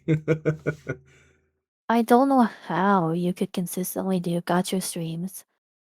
the I mean, maybe if I watch somebody who does it regularly, I would understand, but personally, I have no idea, so I never tried. It seems like a bad idea to me. Yeah, I mean most of the time I see people do it, it's like they're dipping into multiple gotchas. Like they'll dip into all the Hoyo games and into Wuwa and into Arknights, and then they'll throw in like a random new one that came out. Like there's one out there now it's a Yeah. mahjong gotcha where the game is just you playing Oh, mahjong. okay. I mean, it's not too bad. Mahjong's pretty replayable. I have no idea how to play mahjong though. I don't know either. I People have tried to teach me, it's never worked. um, but like I think the one that I've seen get the most success, like they got partner because of Zenless, because of the way they play it. Um, what they do, Right. yeah, oh yeah, I was like, whoa.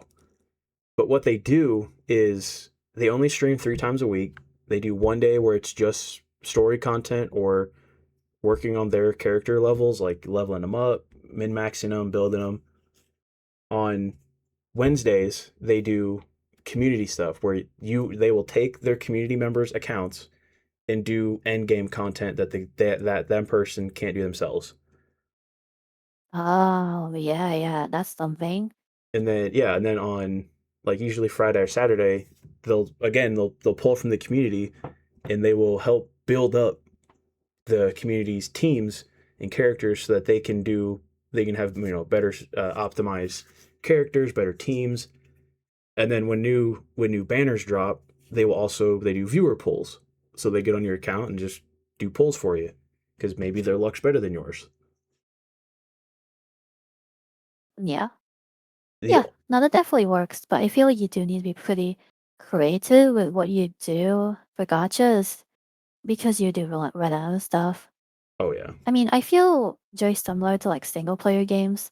As much as I want to play more Souls, I mean, either I start getting until I do the challenge runs, or I just need to move on. And I decided there are so many games in the world, I could just move on and just do something else. Yeah, Maybe try absolutely. to stay in the same niche, but I can just keep moving on from one thing to another.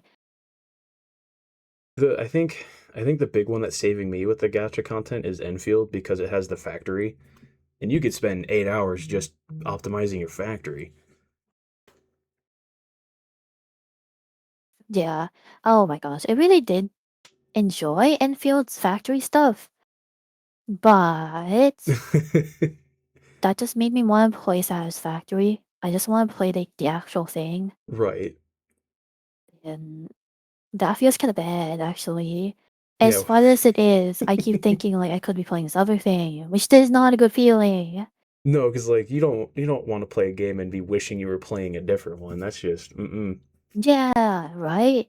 Like imagine playing Dark Souls and being like, man, I could be playing Bloodborne right now. Yeah.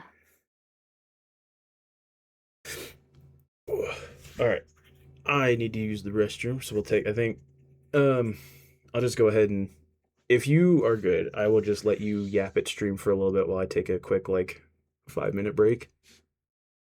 Well, okay. Sure, I'll just hang out. You don't have to. If you would like to take a break, I'll just throw us on an actual BRB screen and call it a tenner. No, I'm good. I'm gonna hang out. Okay. Before I get up, I do want to shout out. I don't have any mods here, so I will do a manual. Is it Beamy is two E's and then MIE, right? Yes. Okay. Because I don't know if she's still here, but we'll shout out them. And then also, I see my friend Faye in the chat. They are also a streamer, but they are feeling a little under the weather. So shout out to Faye as well. All right, now I will be back. Don't get me banned. Alrighty. I mean, I'll try my best.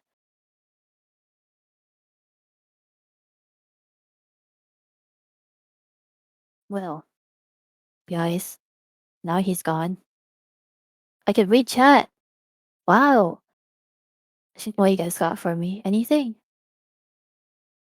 Purchase the variety pack? Sure. Something like that. I don't know, guys. It feels weird talking about like my strategy for content. Of course, many people do have a strategy. That's like how things work. But it just feels so hall now when I'm like, so I'm playing these games because they're popular and they give me more numbers. But like I also want to play them. I don't know. It feels so weird saying, yeah, I'm doing these things because numbers are good. That's shown me success. Even though that's like just kind of how streaming works. I don't know. It's fine. God damn my skills. Look up. Look up. I'm not that good at video games. Like I'm okay. I would place myself in the I don't know, upper end of the bell curve, like solid top 30%, maybe. But like I'm not that good.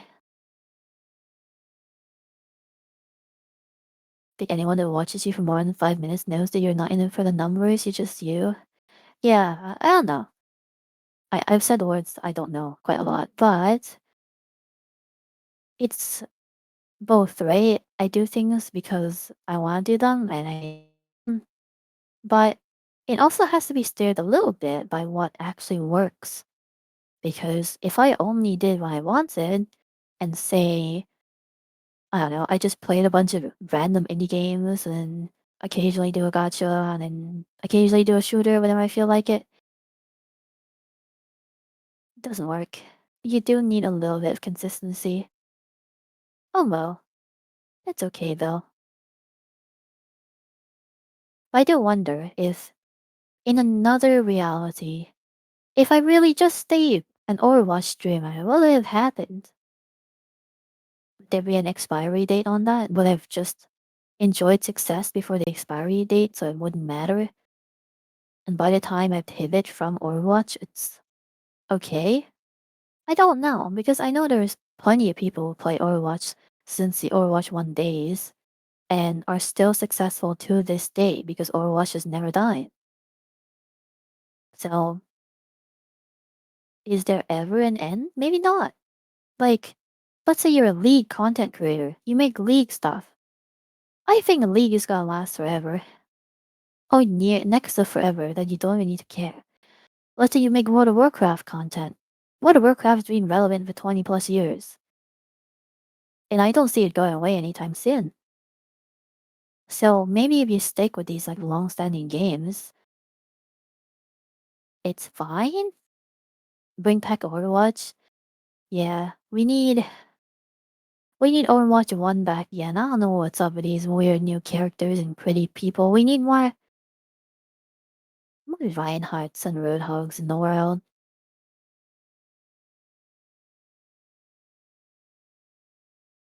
Overwatch has consistent enough updates that it stays fresh. Plus, it has Winton. Exactly.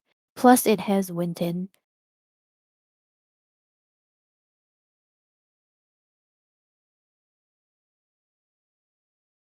Anyway, I'm just gonna shut up for a little bit until the ads are over.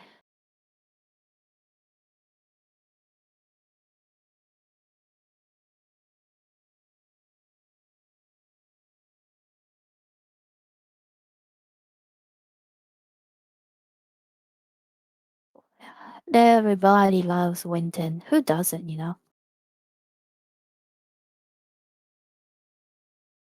You know what's really sad, Luca?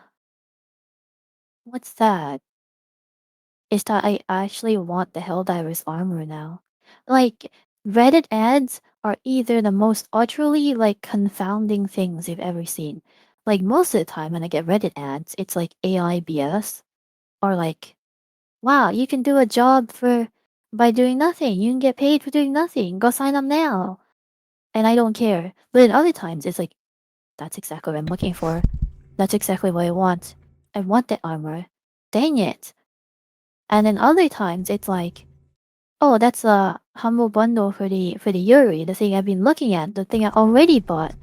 Like Reddit can be a place where I'm like, oh my gosh, that's exactly what I want. And I feel like it's so rare for ads to ever do that. There was an ad for a Steam game I saw that was like an anime roguelike side scroller, and I'm just like, anime girls? Pew pew?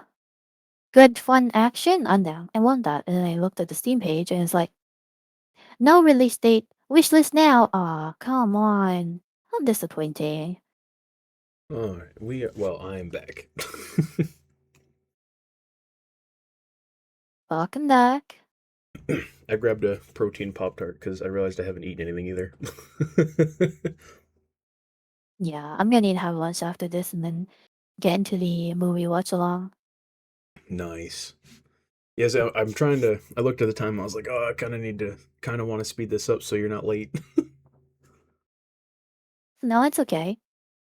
I mean, there's no defined time for the watch along, and it's a movie, so it's not gonna be nearly as long as my stream times.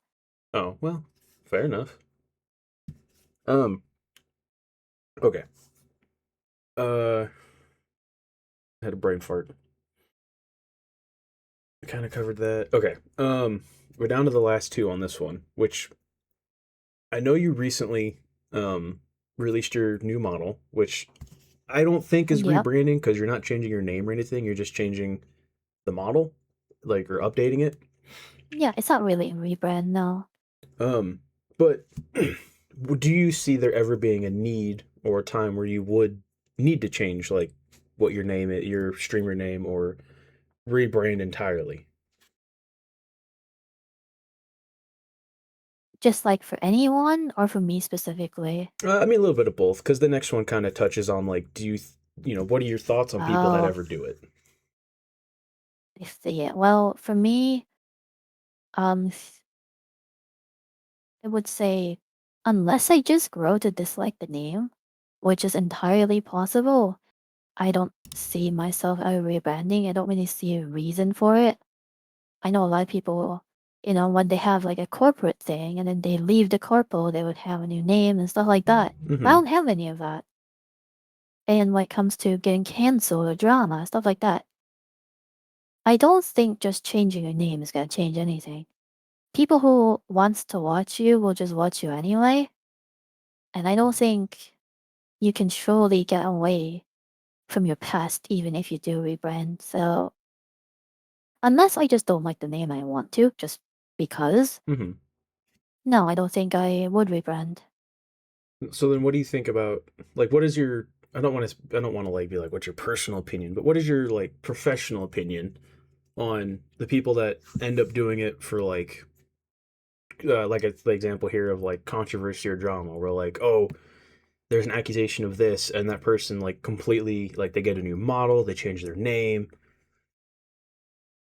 Do you think that's like Like I said, and you can't really escape your past, it'll always haunt you. mm-hmm, So either people will just watch you anyway because they don't care, or they know who you were previously. I mean, I guess there's like a subset of people who didn't know who you were previously, and because you're not associated with that name anymore, Googling it doesn't do anything. right?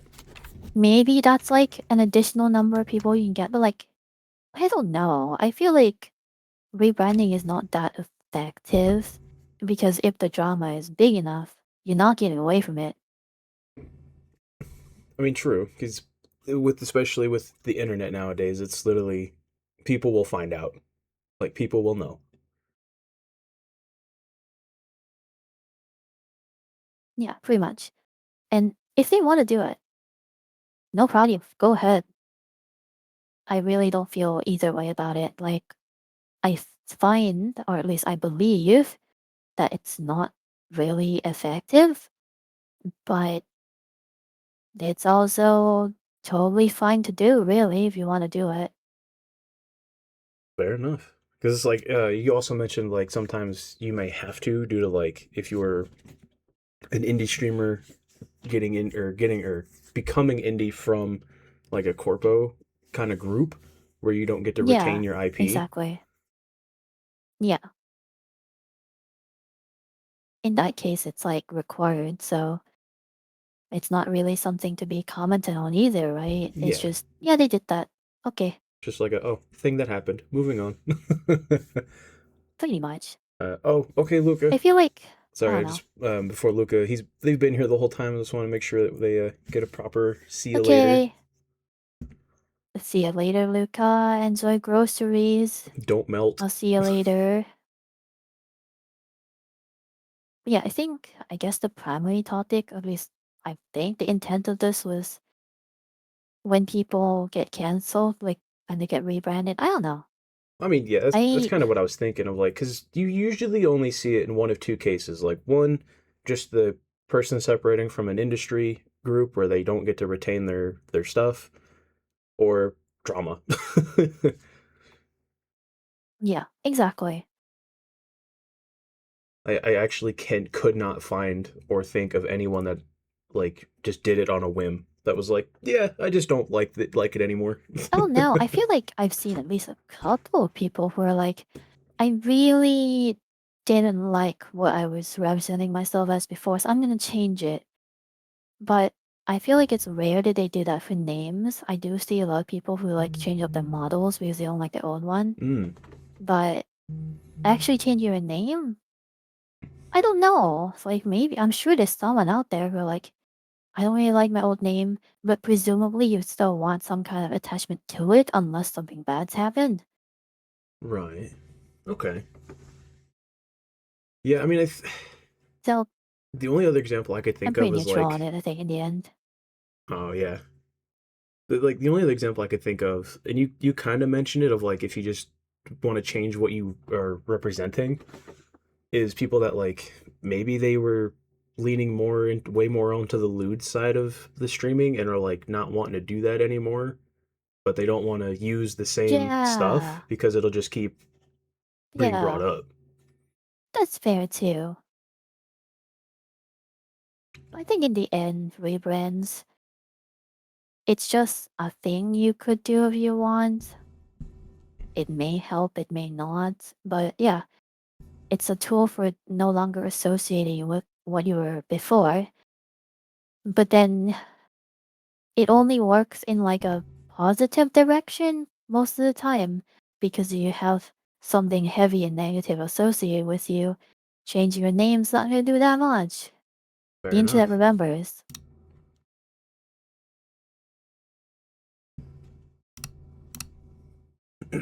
Okay, and to say we are kind of at the end, so um, I wasn't really sure what to throw here because like we have talked about a lot and we've had a lot of good stuff. Um, Yeah. but this I feel Pretty long conversation. I thought it'd be a little bit shorter, but I was happy to. well, like I said, for the first time, it was like a I don't know. Is a lot of like stuff that I figured we could talk about. We did talk about. And now I know there's definitely some more stuff I could throw in there. But say while we're kind of Yeah. just hanging out here at the end, you have any like just general words of wisdom for people, like just general advice you'd like to give on streaming or as a viewer, just anything you feel like maybe you wanted to bring up but we just didn't get a chance. I feel like I did already bring up everything relevant in their sections. But I can sum it up as do what you want to, really. Just when you're streaming, do what you want. You know, don't let anything dictate what you can or cannot do. Unless you're literally doing something that'll get you banned, and probably don't do that. But yeah, like play what you want to play, represent yourself how you want to, and don't feel bound by I don't know what other people say. Fair enough. And just for Yeah. the sake of like, I know, like I said, like I know most everybody here also already follows you and is in probably also in your Discord and whatnot. Um, but just for the sake of it, what's a good schedule for people to catch you on? Like if they want to come by, check out stream if they haven't already. Okay, so my schedule does vary a little bit, but you will be able to find me usually on s- not Monday. I usually take Monday off. And you can definitely find me on Sunday because I always do Sundays with Aika. The rest of the days still kind of shift around, but you can at least expect 4 streams a week from me. So yeah, just have a look in my schedule channel or on the um s- on my YouTube page. I always have a schedule up there, and yeah, I'll be around. Cool. I threw the link in there on the slide just in case people aren't already aware of where to find you. Also did the shout out just in case. But I do really want to Yeah, they thank got you for plenty of this, by the places to way. click. No worries. Oh yeah, Um, no problem, no problem. like I said, I haven't really been wanting to do this kind of content because it is an up and coming niche of like just having a chat, just talking about stuff, talking about people in their fields and in their profession. And I really like to Yeah, pick people's brains. I think you should do this on YouTube as well. I think it's good YouTube content. It's something that is nice to just keep around because, Twitch eventually disappears, right? So it's nice True. to keep that up forever. And as like a podcast type thing, again, I think it's nice to have a record of it so that people can have a look whenever they want. I say, yeah, if I would have remembered to hit start recording when I hit start streaming, I probably could have. I forgot to do it Hey, and I there's just a couldn't button that find a place allows to you to do start. that. Like on OBS, you just click a toggle that makes it that you always record when you stream. Oh, did not know that. It's somewhere in the settings. Oh. Yeah, I mean, you can still like download the Twitch VOD if you really feel like it. I mean, of course, it's entirely up to you, but I just personally think this would be good YouTube content.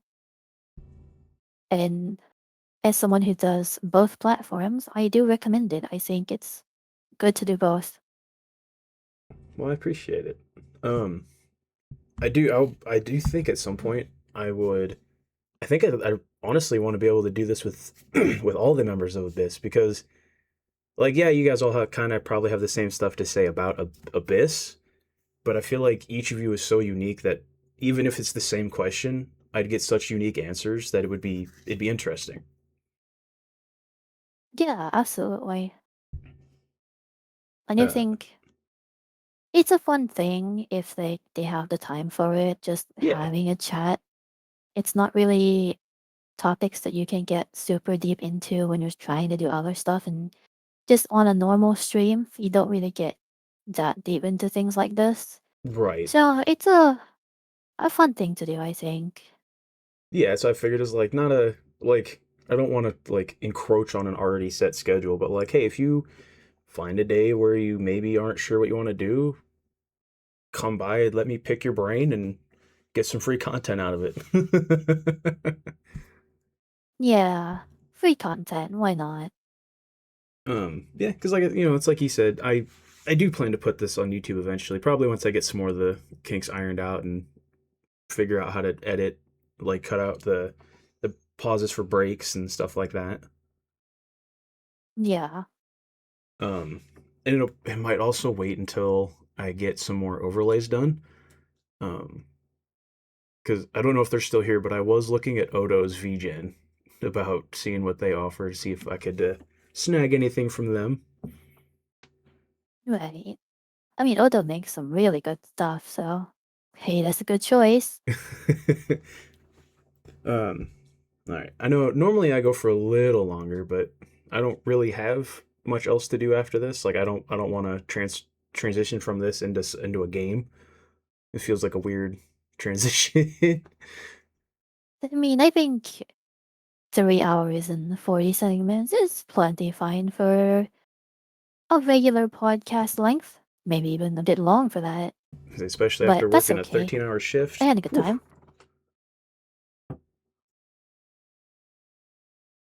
All right, let me. So, shall we wrap it up?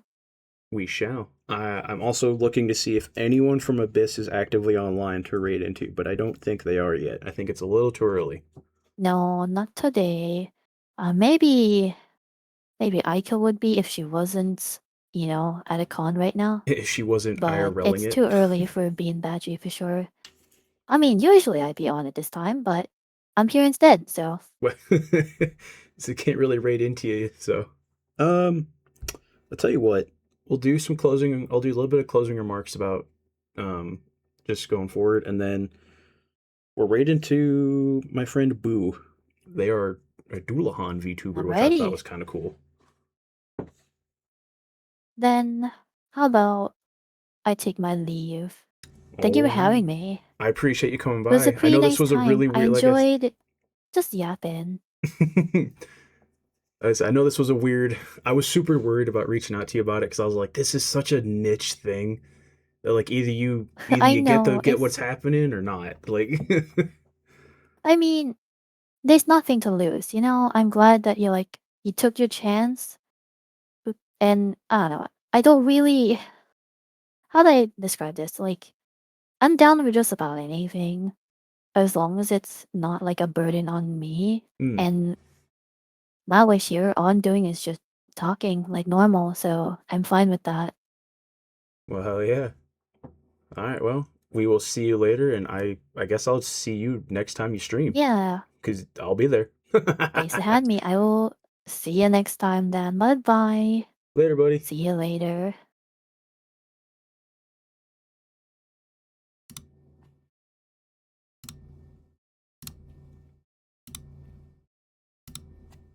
All right, guys. Appreciate you all stopping by. Thank you so much for being a part of this first ever sit down with a streamer. Uh, Kind of just yap slash.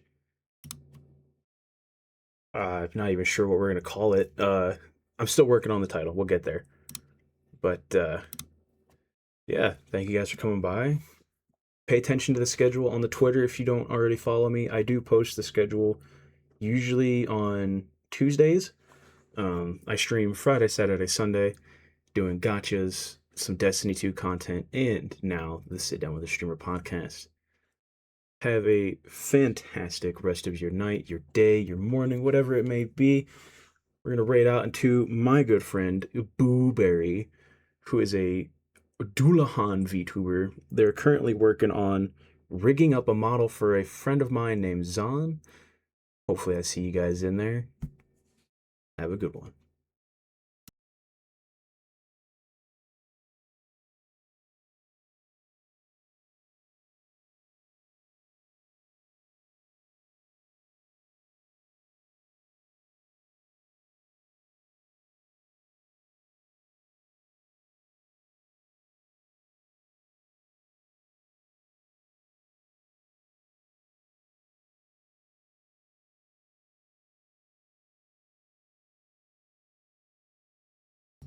Oh, before I forget, that is our raid message until I get emotes. If you guys would like to use it when we get there, go nuts.